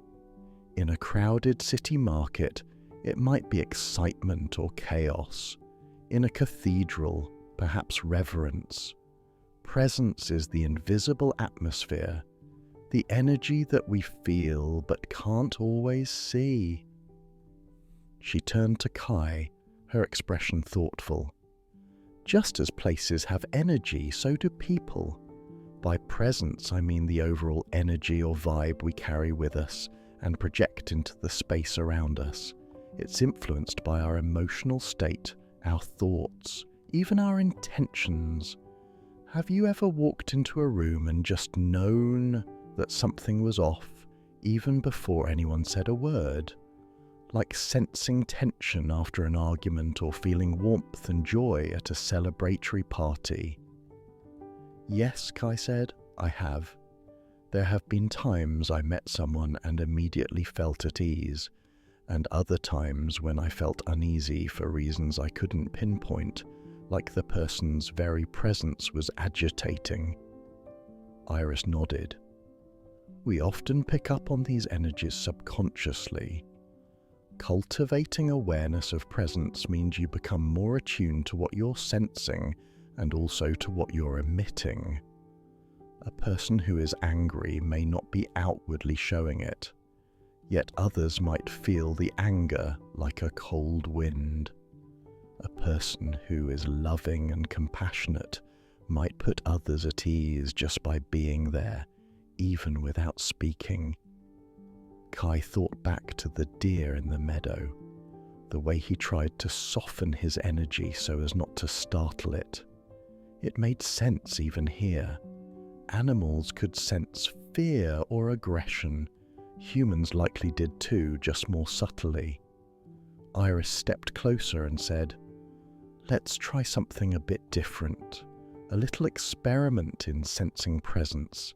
We'll take turns projecting a certain energy or feeling, and the other will try to sense it." Kai raised his eyebrows. This sounded quite mystical to him. "Projecting energy?" "You could say instead, vividly recall or invoke a feeling," Iris clarified. "Your body will respond to that feeling, even if you don't outwardly show it. And I will try to feel what the atmosphere is around you, what presence you carry in that moment. Then we'll switch." Kai agreed. Curiosity piqued. They stood a couple of feet apart under the cherry tree. The golden light of the rising sun began to slant across the hill. Iris went first. "I'll start," she said softly. She closed her eyes and took a few deep breaths. Kai watched her face and body for any clues. At first she was serene, but then her brow furrowed slightly, and her shoulders tensed just a touch, though her eyes were closed and she wasn't making any expression or sound. Kai suddenly felt a prickle in the air, as if the morning had turned colder. Without thinking, he said, "I feel anger." Iris opened her eyes and nodded, releasing a breath. "Yes, I recalled a situation that made me angry and let myself feel it for a moment. Did you notice anything specific that gave it away?" Kai shook his head. "Not really. Your expression changed only a little. It was more like I sensed a heaviness or tension." "That's the energy," Iris affirmed. "Anger is like a heat or a weight that others can often sense, even if we hide the outward signs. Now, I'll clear that feeling." She closed her eyes again, visibly relaxed her posture, and took another slow breath. As she did, Kai indeed felt the atmosphere lighten, like clouds parting to reveal the sun again. Iris then smiled gently, her face softening, and simply stood there breathing. Kai almost immediately felt a warmth emanating from her, an inviting comfort that made him want to smile as well. "And now?" Iris asked quietly. "You're loving, or calm and full of love," Kai murmured. He felt it in the way his own heart steadied, as though basking in a gentle glow. "Yes," Iris said, opening her eyes, which now glistened kindly. "I thought of someone I care for deeply and filled myself with compassion and love. You sensed it." Kai was amazed. It was subtle, yet undeniable. There really was an unseen language at play, a transfer of feeling from one person to another without a word or obvious signal. "Your turn," Iris said. "Try to call up a strong emotion or state of mind. Don't worry about showing it. Just feel it fully and I'll pay attention." Kai nodded and closed his eyes. He decided to try something positive first. He remembered the joy from the facial expression exercise, receiving that letter from a dear friend. He summoned that moment again, vividly picturing opening the letter and reading the words. He felt a smile bloom within him and spread across his face. His chest felt light. "All right," came Iris's voice softly. "I sense happiness, excitement. The air around you feels bright." Kai opened his eyes, grinning. "Yes, I was thinking about a happy memory." Iris clapped her hands together lightly. "I could tell. It's as if your very posture and the aura around you lit up, even though you didn't say anything. Now try something else, perhaps a more neutral or different emotion." Kai paused to consider. Perhaps he would try to project confidence, since that's something he wanted more of. He straightened his stance, took a deep breath, and recalled the feeling he had earlier when balancing on the log with Iris, or greeting the farmer with assurance. He felt solid, steady. He imagined himself as a respected speaker, calm and sure of his words. He heard Iris hum in approval. "I feel a sense of confidence and strength from you now, Kai, as if you are standing taller. Even without looking, it's coming through." He opened his eyes and exhaled. Iris was smiling proudly. "You see, we can communicate so much through our being alone." Kai ran a hand through his hair, taking in this revelation. "It's incredible. It's like we're radios transmitting feelings on invisible waves." "Beautifully put," Iris agreed. "And when we talk about someone having a strong presence, It often means they consistently project a clear, strong energy, whether it's calm authority, vibrant joy, or compassionate warmth. Think of great leaders or beloved figures. People would say they lit up the room or had an aura of peace.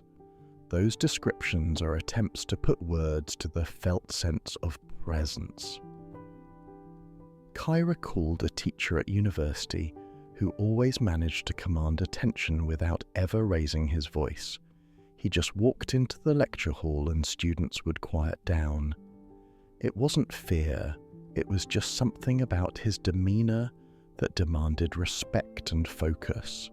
That was presence, Kai realized. Iris gazed eastward, where the sun was now fully above the horizon. Cultivating your own presence begins with self-awareness and inner harmony. People who do a lot of inner work, meditation, reflection, often have a centered presence because they are at peace with themselves. Their energy is not chaotic or masked, it's clear and steady. Inner harmony, Kai echoed. That makes sense. When I'm internally all over the place, like anxious or conflicted, probably my presence is scattered or off-putting. But when I feel calm and confident inside, others likely feel that calm too. Just so, Iris said. She gently placed a hand in the air a few inches from Kai's chest, not touching, but he could feel the warmth of it. I can feel your heart steady and open right now. That openness draws people in like a hearth fire on a cold night. She then withdrew her hand and looked around them. Morning had fully arrived. A few birds flitted in the cherry tree above, chirping bright little songs, and everything we've talked about so far, voice, body, eyes, etc., when guided by a centered presence becomes far more powerful. Presence is the power source behind the nonverbal signals. If your inner state is chaotic, your signals will be mixed. If your inner state is clear and strong, your signals will align and come through vividly. Kai felt a deep understanding settling in. It always came back to the inside, reflecting outwards.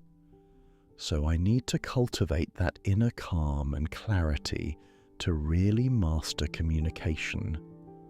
Iris smiled. Yes, and we will go deeper into that inner alignment soon.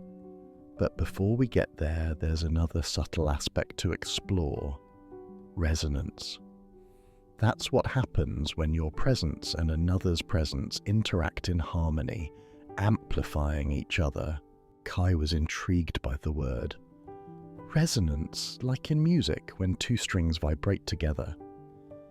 Exactly, Iris said, eyes shining.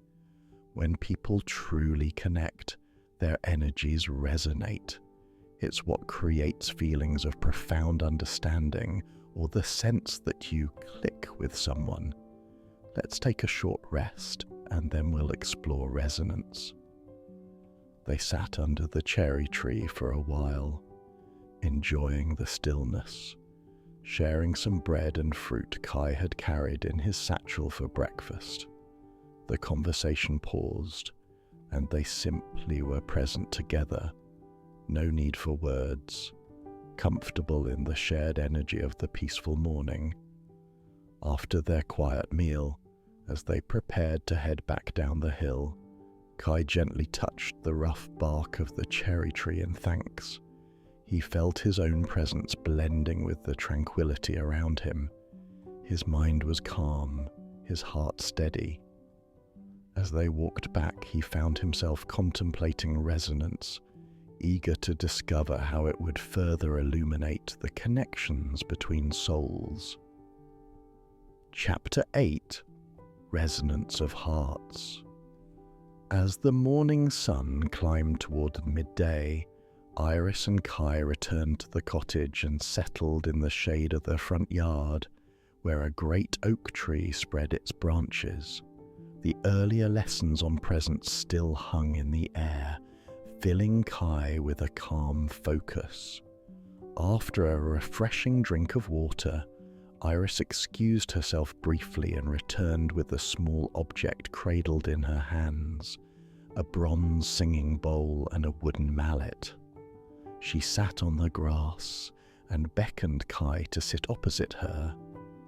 Curious, he folded his legs and watched as Iris placed the singing bowl between them. The bowl caught a glint of sunlight on its polished rim. Iris held the mallet poised on the bowl's edge. "This," she said, "will help us explore resonance in a literal way." With a gentle motion, Iris struck the bowl.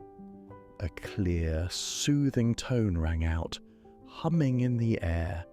She then ran the mallet along the rim in slow circles. The bowl's tone grew and sustained, a rich, vibrating sound that seemed to fill not just their ears but the space around them. Kai felt a pleasant tingling in his chest at the sound. The air itself seemed to shimmer with the vibration. When Iris stopped, the tone lingered for a moment and slowly faded into silence. "Did you feel that?" she asked. Kai nodded. "I did. The sound, I could almost feel it in my body." "That is resonance," Iris said. The bowl's vibrations resonated in the air and in us.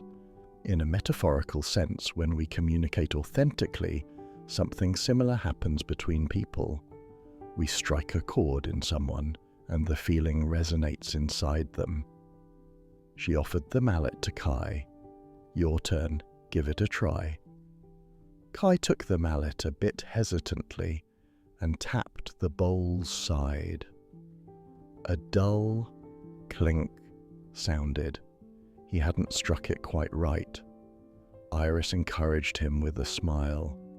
He tried again, this time more firmly and at the correct angle. A clear tone sang forth. He then traced the rim as he'd seen Iris do, and to his delight, the tone swelled and continued without further strikes. It was like coaxing a voice from the metal, a pure note that hung in the summer air. Kai felt the resonance again in his own hands and chest. He stopped and let the sound decay naturally. "Beautiful," Iris said. "Now think of this.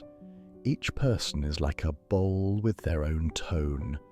When you express yourself from your core, you send out a vibration.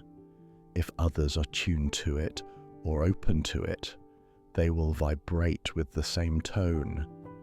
That's emotional or spiritual resonance.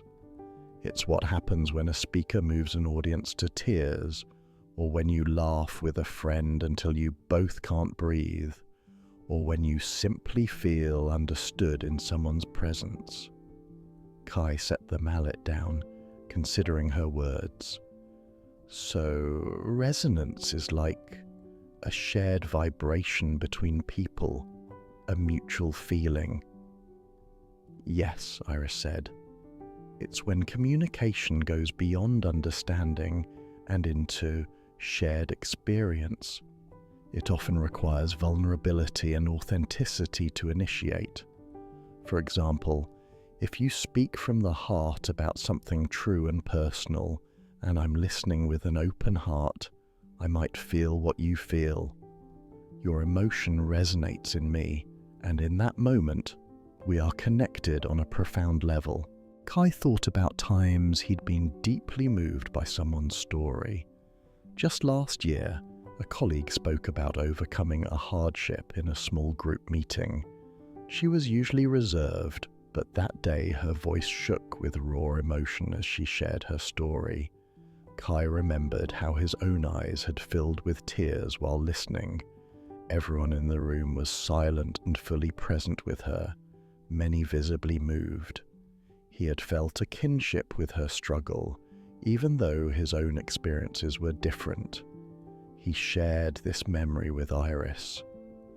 "I think that was resonance," he said. "She was so genuine, and I felt like I was right there with her in her pain and her triumph." Iris nodded softly. "Exactly. She offered her true note and it vibrated in all of you. That is the power of authentic communication. It unites people." Kai then asked quietly, "Is resonance also what happens when we feel inspired by someone?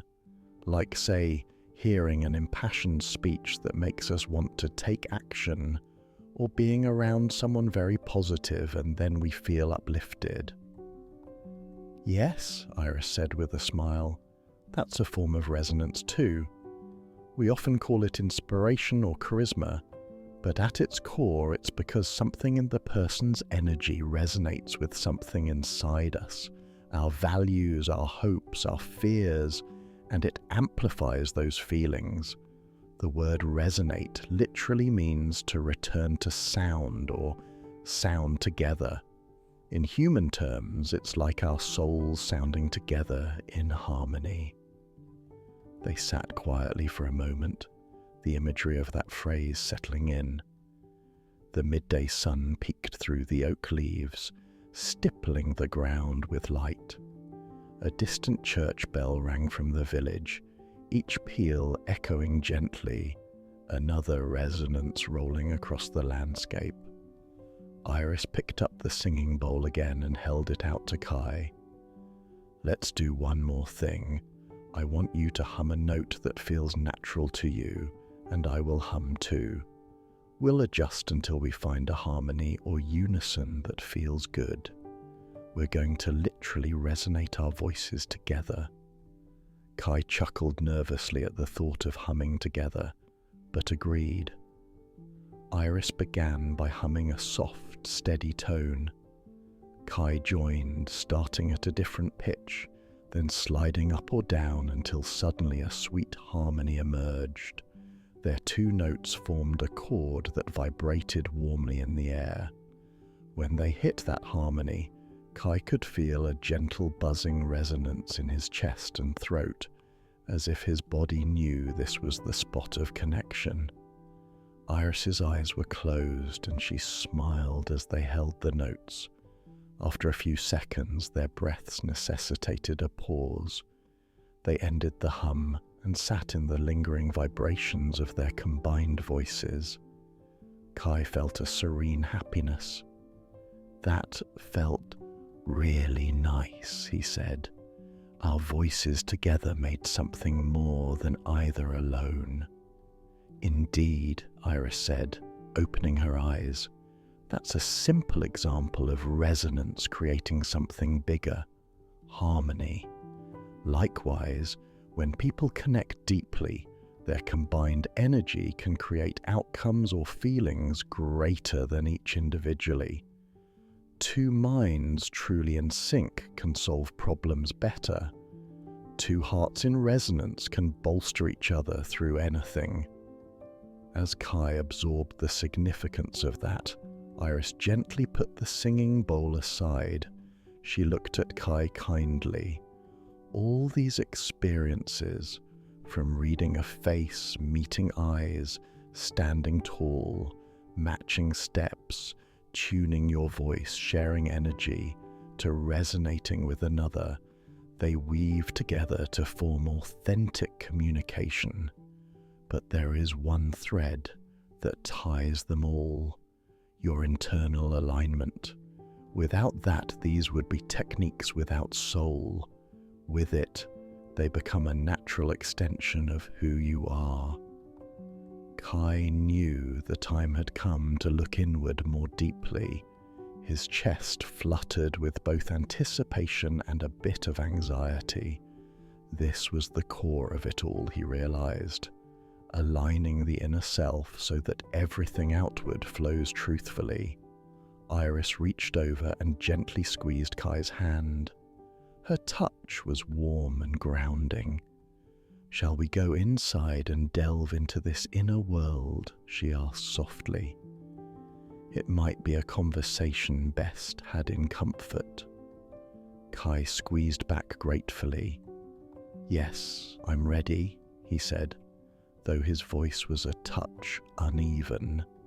He was ready, but he also recognized that this next step would likely ask him to be more vulnerable than ever. They stood, gathered the singing bowl and mallet, and headed into the cottage. The air inside was cool and calm, carrying a faint scent of dried herbs and the pages of old books. Iris guided Kai to the cozy sitting room where plush cushions awaited on a woven rug.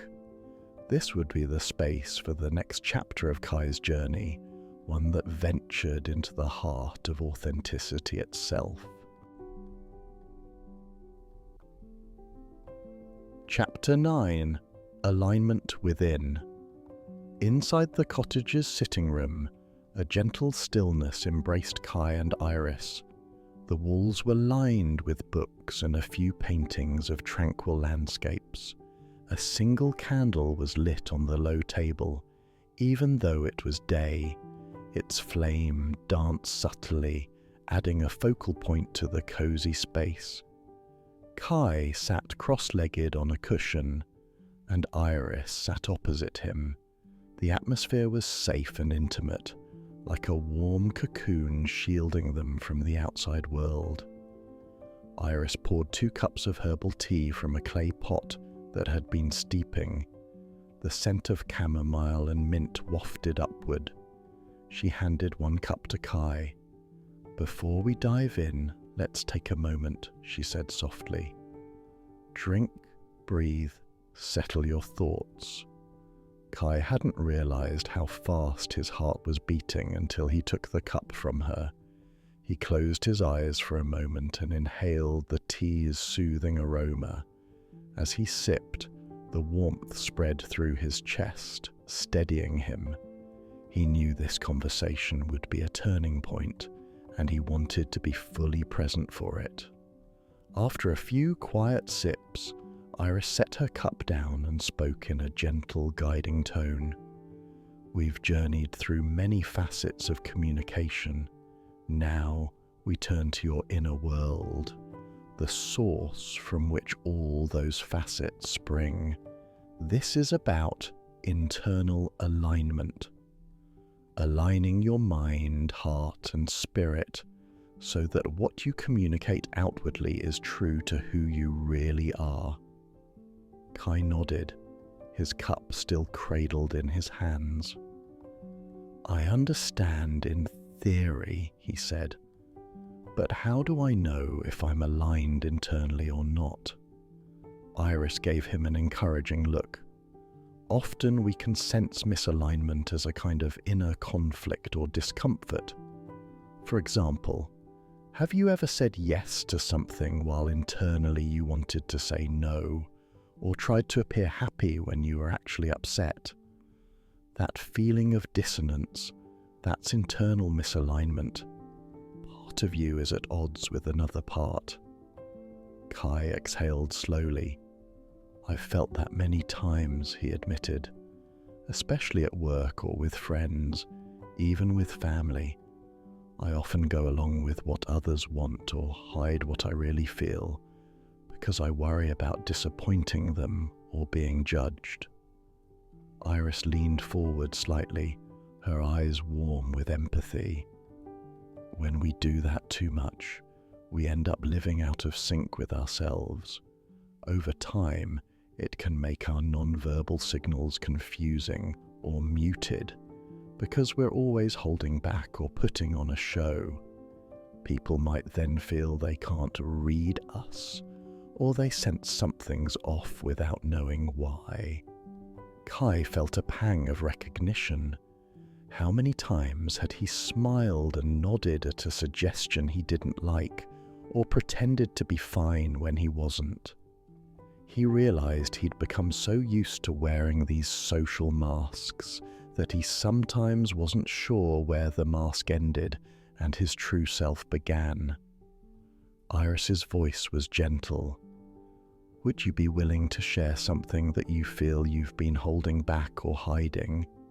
There's no pressure, only if you feel safe to do so.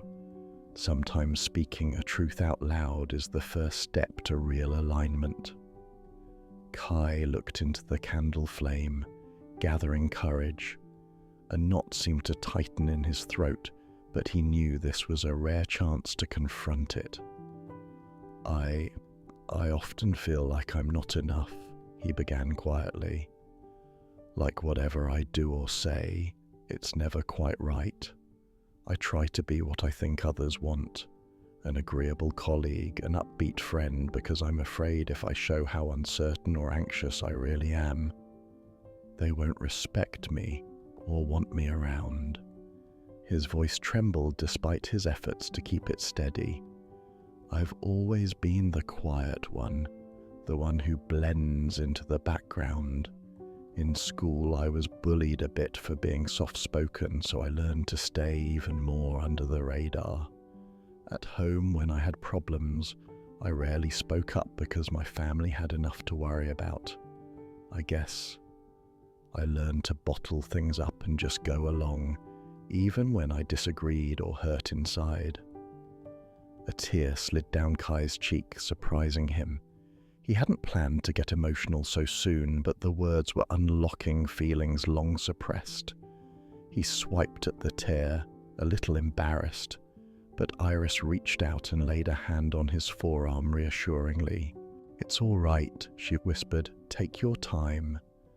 Kai took a shaky breath. "I think that's why I feel misunderstood. How can anyone understand me when I never really show myself fully? I'm so used to hiding parts of me, but I don't want to live like that anymore. It's lonely and exhausting." Another tear fell, plopping onto his hand. He let it be this time. Iris's eyes shone, and her own face held a tender sorrow, as if she could feel his loneliness.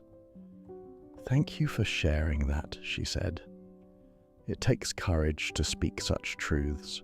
You've taken an important step just now." She handed him a soft linen handkerchief from her pocket. Kai accepted it gratefully and dabbed his eyes. "I want to tell you something, Kai," Iris continued. "You are not alone in feeling this way. So many people carry masks and feel they cannot show their true face to the world. We learn as children, as you did, that parts of us are not acceptable. Our tears, our anger, our fears, and we hide them. But those feelings don't disappear. They stay inside us, creating a rift between who we are and who we present to others." Kai nodded, the lump in his throat heavy. It was as if she was articulating exactly what he had lived. Iris gave a small smile. "The good news is, anything learned can be unlearned, and authenticity, once experienced, is liberating. Internal alignment is about healing that rift. It's saying, 'This is me, with all my feelings and thoughts, and I accept myself.'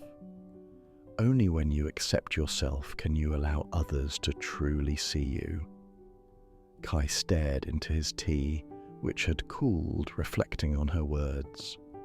"Accept myself, flaws and all," he murmured. "Yes," Iris affirmed. "Let's try something. Close your eyes if you're comfortable and sit with the idea that you are enough, just as you are, here and now. That you don't have to be anything for anyone in this moment. You're not performing, you're not pleasing, you're just Kai, and you are worthy of being seen and heard." Kai closed his eyes. It felt strange. His mind resisted at first, flooding him with counter-thoughts. What about all my mistakes? My weaknesses? But Iris's soothing voice guided him. Notice those doubts and let them pass like clouds. For this moment, give yourself permission to be on your own side. to be your own friend. There is a quiet strength in you. Feel it. There is kindness in you. Feel that too. All the parts of you, even the anxious parts, even the hurt parts, deserve compassion. As Kai breathed, he felt a warmth in his chest spreading. He pictured himself as a little boy, scared and hiding his feelings, and then he imagined scooping that child up in a hug. It was a bit of an odd visualization, but it opened a floodgate of empathy within him, for himself. A tightness he'd carried for years began to loosen. Tears slipped out from under his closed lids, but they were different this time. Less about pain, more about release. He felt Iris's hand gently squeeze his knee, grounding him. After a while, Iris softly said, "When you're ready, open your eyes." Kai did so, blinking in the soft light. He felt vulnerable, but also surprisingly light, as if he had set down a heavy sack he'd been lugging forever. Iris looked at him with unmistakable pride and affection. "How do you feel?" she asked. "Lighter," Kai answered, voice hushed. "And more real. It's hard to describe. I feel like I just showed you a part of me that I usually keep hidden, and the room didn't collapse. You didn't recoil. I'm still here. It's okay." In fact, far from recoiling, Iris seemed to shine with empathy. "It is more than okay. It's wonderful. Thank you for trusting me with your true self. You see, when you let yourself be seen, flaws, fears, and all, you give others a chance to love and understand the real you, and you also give yourself a chance to realize you deserve that understanding." Kai managed a small smile. A weight indeed had lifted. "I think I'm beginning to see what internal alignment means. It's like when my thoughts, feelings, and actions are all telling the same story, not a fractured one." "Yes," Iris said. "When you align inside, you don't have to fight yourself. Your body language and tone naturally come into line with your words because there's no hidden contradiction. You say what you mean and mean what you say, kindly and truthfully. People sense that congruence and it builds trust." She continued, "This doesn't mean you must spill your deepest secrets to everyone you meet. It simply means you carry honesty within you. You stop pretending to be someone you're not. If you don't know something, you're unafraid to say, 'I don't know,' with confidence. If you feel a certain way, you acknowledge it instead of burying it. You choose your words and actions to reflect your true intentions." Kai breathed in those insights. It dawned on him that all the techniques and knowledge he'd gained in prior days about expression and presence would be magnified by this honesty. With internal alignment, he wouldn't have to constantly manage how he came across. It would flow naturally. "I want to live like that," he said, determination gently creeping into his voice. "I'm tired of the masks. I know it might take practice, but I want to be genuine with myself and with others." Iris smiled radiantly. "That intention is the beginning of a new chapter in your life. It will indeed take practice. Old habits might return under stress, but now you're aware and you have tools to center yourself." She nodded towards the window, through which the afternoon light was filtering. "Remember standing tall under the morning sun. Remember the calm of the hilltop dawn. Remember the harmony of our humming. These experiences are part of you now. You can recall them to guide you back to alignment whenever you waver. Kai felt deeply grateful. He realized his journey with Iris had not only taught him about communication, it had led him back to himself. He reached out and impulsively gave Iris a hug. It was the first time he had initiated an embrace with her. She returned it warmly, patting his back. "Thank you," he whispered. The single phrase carried a world of meaning. Gratitude for her guidance, for her acceptance, for helping him find a sense of wholeness he hadn't felt in a long time. When they parted, Iris had a hint of tears in her own eyes, which she quickly dabbed away with a laugh. "Even teachers feel, you know," she said, smiling. Kai chuckled softly. "I'm glad. It means you care." They took a moment to finish their tea, now cold but still soothing in its herbal notes. Kai felt the silence between them now was the most comfortable it had ever been. No lingering anxiety or need to fill the space. He was simply content. After a while, Iris spoke, her tone turning a bit more spirited. "Well, Kai, you have blossomed in these days. You've gained awareness, practiced skills, and more importantly, connected with yourself. The final piece is to take this authentic self and see how it influences the world around you.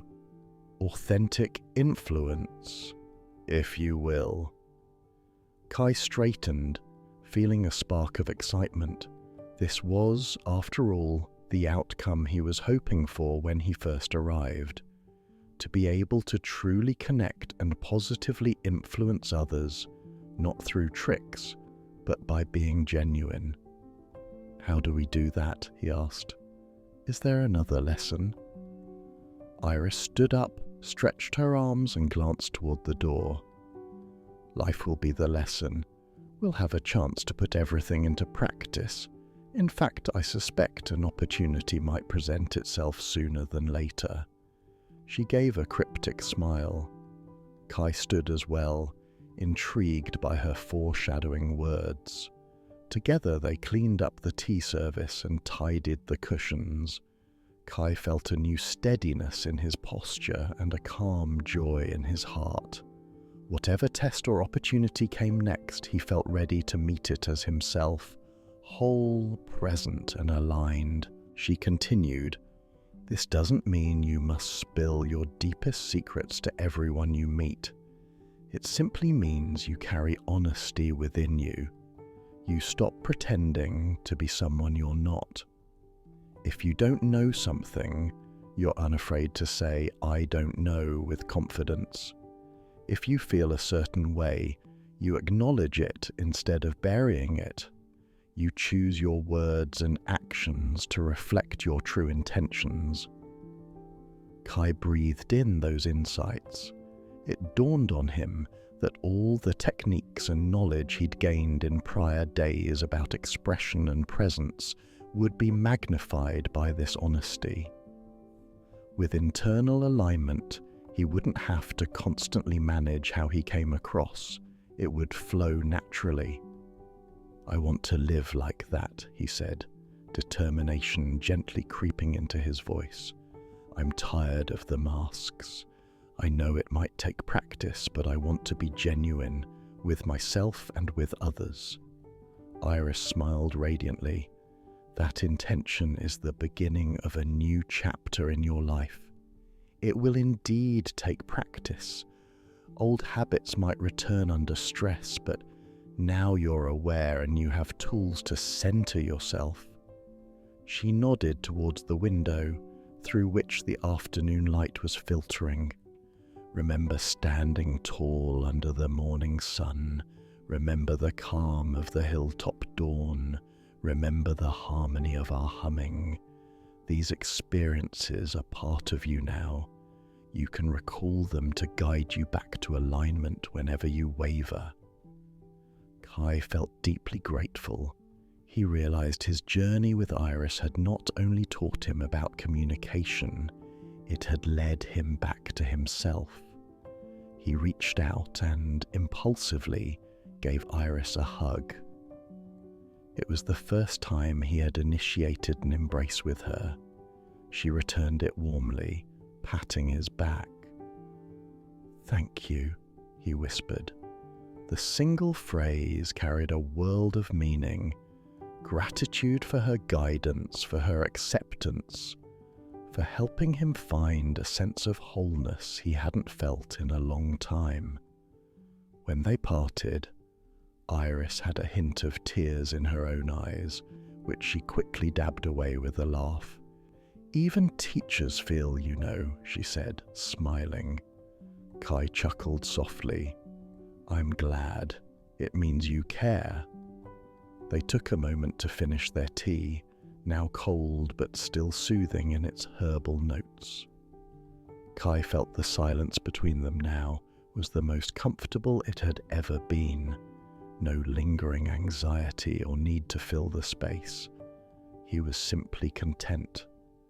After a while, Iris spoke, her tone turning a bit more spirited. "Well, Kai, you have blossomed in these days. You've gained awareness, practiced skills, and more importantly, connected with yourself. The final piece is to take this authentic self and see how it influences the world around you. Authentic influence, if you will." Kai straightened, feeling a spark of excitement. This was, after all, the outcome he was hoping for when he first arrived. To be able to truly connect and positively influence others, not through tricks, but by being genuine. "How do we do that?" he asked. "Is there another lesson?" Iris stood up, stretched her arms and glanced toward the door. "Life will be the lesson. We'll have a chance to put everything into practice. In fact, I suspect an opportunity might present itself sooner than later." She gave a cryptic smile. Kai stood as well, intrigued by her foreshadowing words. Together they cleaned up the tea service and tidied the cushions. Kai felt a new steadiness in his posture and a calm joy in his heart. Whatever test or opportunity came next, he felt ready to meet it as himself, whole, present and aligned. Chapter 10. The Ripple of Authenticity. Later that afternoon, Iris and Kai decided to walk into the village. Iris mentioned needing a few items from the market, and Kai welcomed the chance to stretch his legs and perhaps see familiar faces from the other day. The sun hung low and golden, casting a gentle light over the fields. As they neared the village square, raised voices punctured the calm. Iris and Kai exchanged a glance and followed the sound. By the well, the two young men they'd seen loading hay earlier were now in a heated argument. A small crowd of villagers had paused to watch at a distance. One of the men, Thomas, was red-faced and gesturing angrily at the other, whom Kai recalled was called Aaron. A large clay water jug lay shattered on the ground, water seeping into the dirt. "You always rush and never pay attention," Thomas shouted. "Now look what's happened. We've lost a whole jug of water and cracked the well's edge." Aaron, equally upset, retorted, "It was an accident. If you hadn't put the jug so close to the edge, I wouldn't have knocked it. Stop blaming me for everything." It was jarring for Kai to see the two friends who had been laughing together earlier now at odds. The onlookers murmured, but no one stepped in. It was that awkward scenario of a personal spat in public. Kai felt a surge of resolve. This was the opportunity Iris had alluded to, he was sure. He took a quiet breath, recalling the centered state he'd found with Iris. He gently touched Iris's arm and she nodded, silently affirming he should proceed. Kai approached the quarrelling pair calmly, hands visible and open in a pacifying gesture. His posture was upright, confident but non-threatening. "Thomas, Aaron," he said warmly, his voice carrying over their argument without harshness. "I'm sure neither of you meant for this to happen. Are you both all right?" The two men turned, momentarily surprised by the interruption. They knew Kai only in passing, but something in his tone and presence gave them pause. Aaron, breathing hard, wiped his forehead. "I'm fine, just angry," he muttered. Thomas frowned, looking as though he might snap at Kai for intruding, but when he met Kai's steady, understanding gaze, his aggression dampened a notch. "No one's hurt, except my pride," he admitted gruffly. Kai offered a friendly half-smile. "I'm relieved you're okay. I know that jug was heavy. I'm sorry it broke." He crouched down slightly and reached toward a large shard of the pottery. "May I help you clean this up?"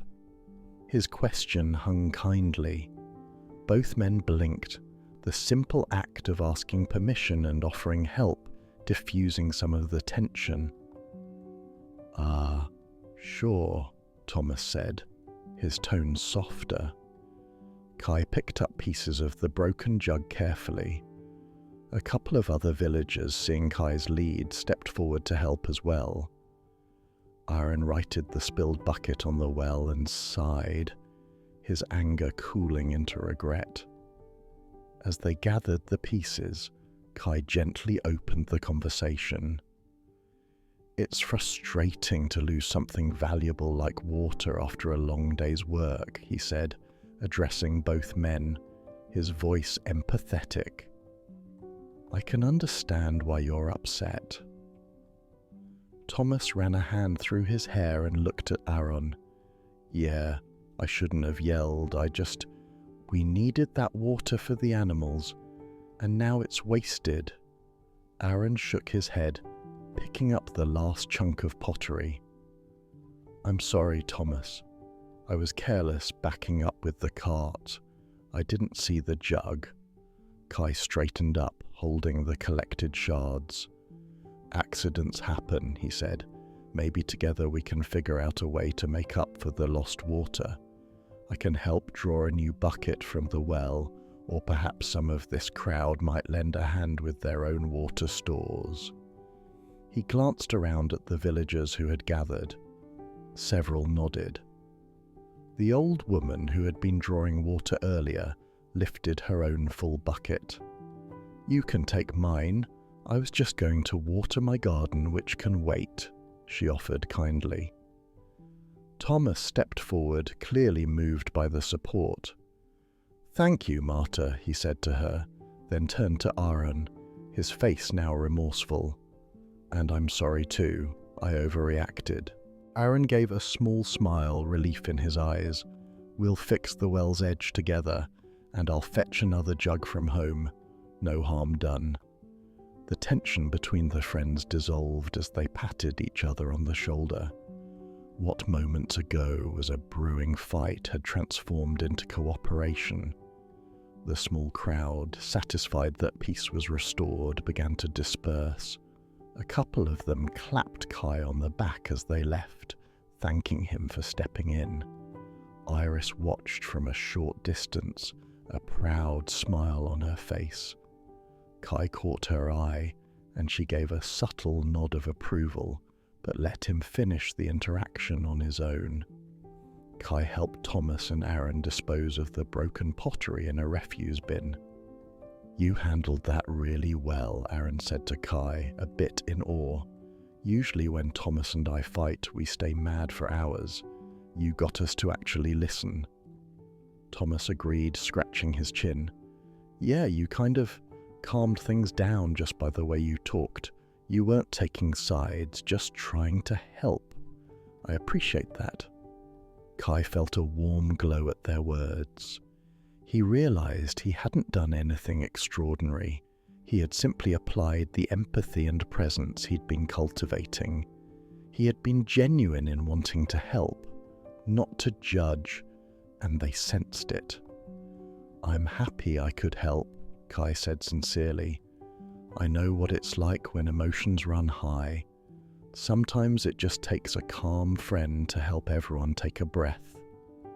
The two men smiled and nodded. They thanked him again, then carried the offered bucket of water off together, already discussing plans to replace the jug. As they left, Kai took a deep breath, letting the experience sink in. It felt almost magical, not because he cast a spell, but because he saw in real time how a shift in energy and approach could influence others. There was no force, no authority used, just authentic care and steady presence. Iris walked up to him, offering him a fresh apple she'd bought from a stall while he was busy.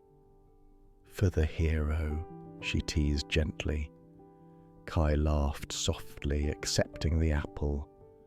"I'm no hero. I just did what I hope anyone would do for me." "And that is the essence of authentic influence," Iris said. They began walking again slowly through the square.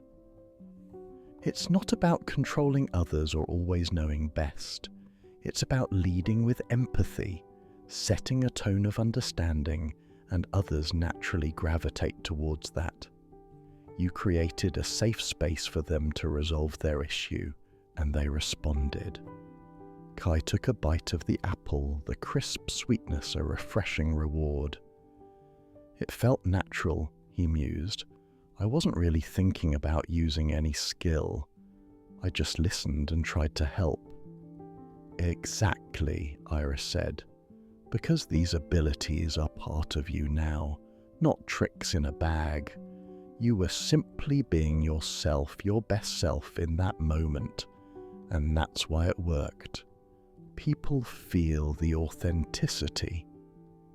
They left the square and headed back down the country lane towards the cottage. The sun was beginning to set, painting the sky with a gentle orange glow.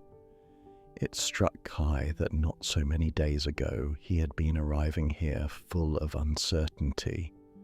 Now he felt an inner steadiness and a readiness to return to his life with a new perspective. Back at the cottage garden, the sunflowers were swaying lightly in the evening breeze, their faces turned to catch the last rays of sun. Iris and Kai stood among them for a moment, the golden light around them. "I suppose I will head home tomorrow," Kai said quietly.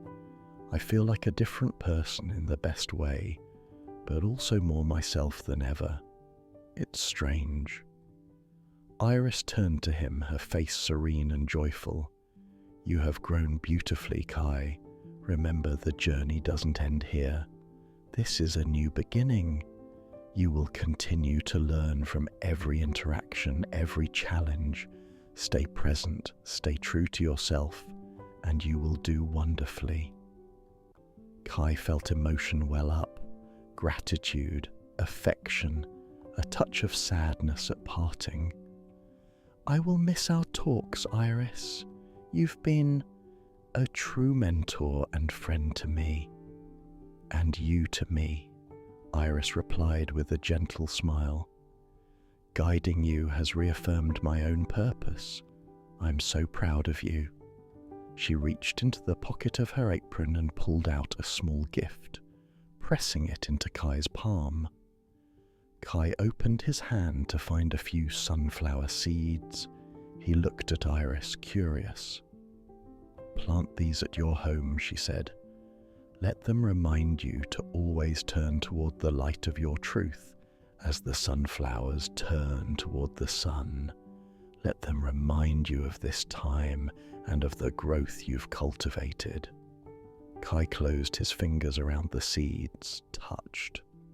"I will. Every time I see them grow, I'll think of what I learned here. They shared one last warm hug as the sun dipped below the horizon. The world around them was tinted in the soft blue of dusk, and one by one the first stars began to appear overhead. As Kai stepped away towards the little path that would lead him onward, he felt a resonance in his chest, a mix of sadness at goodbye and excitement for the journey ahead. He turned back to wave at Iris. She stood at the garden gate, illuminated by the gentle twilight, a reassuring and proud figure. "Thank you, Iris, for everything," Kai called. "Go shine your light, Kai," Iris called back, her voice melodic in the evening air. "The world needs your authenticity." With a full heart, Kai waved once more and then set off. Crickets serenaded the coming night, and the scent of jasmine from Iris's garden lingered in the air. Kai walked steadily, posture tall, eyes bright, and a faint, genuine smile on his face.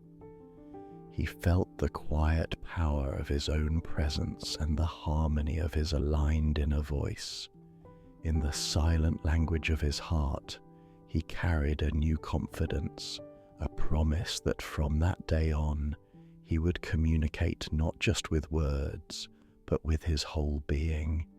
And that promise, like a seed planted in rich soil, would grow into a beacon of authentic influence wherever his path led him next.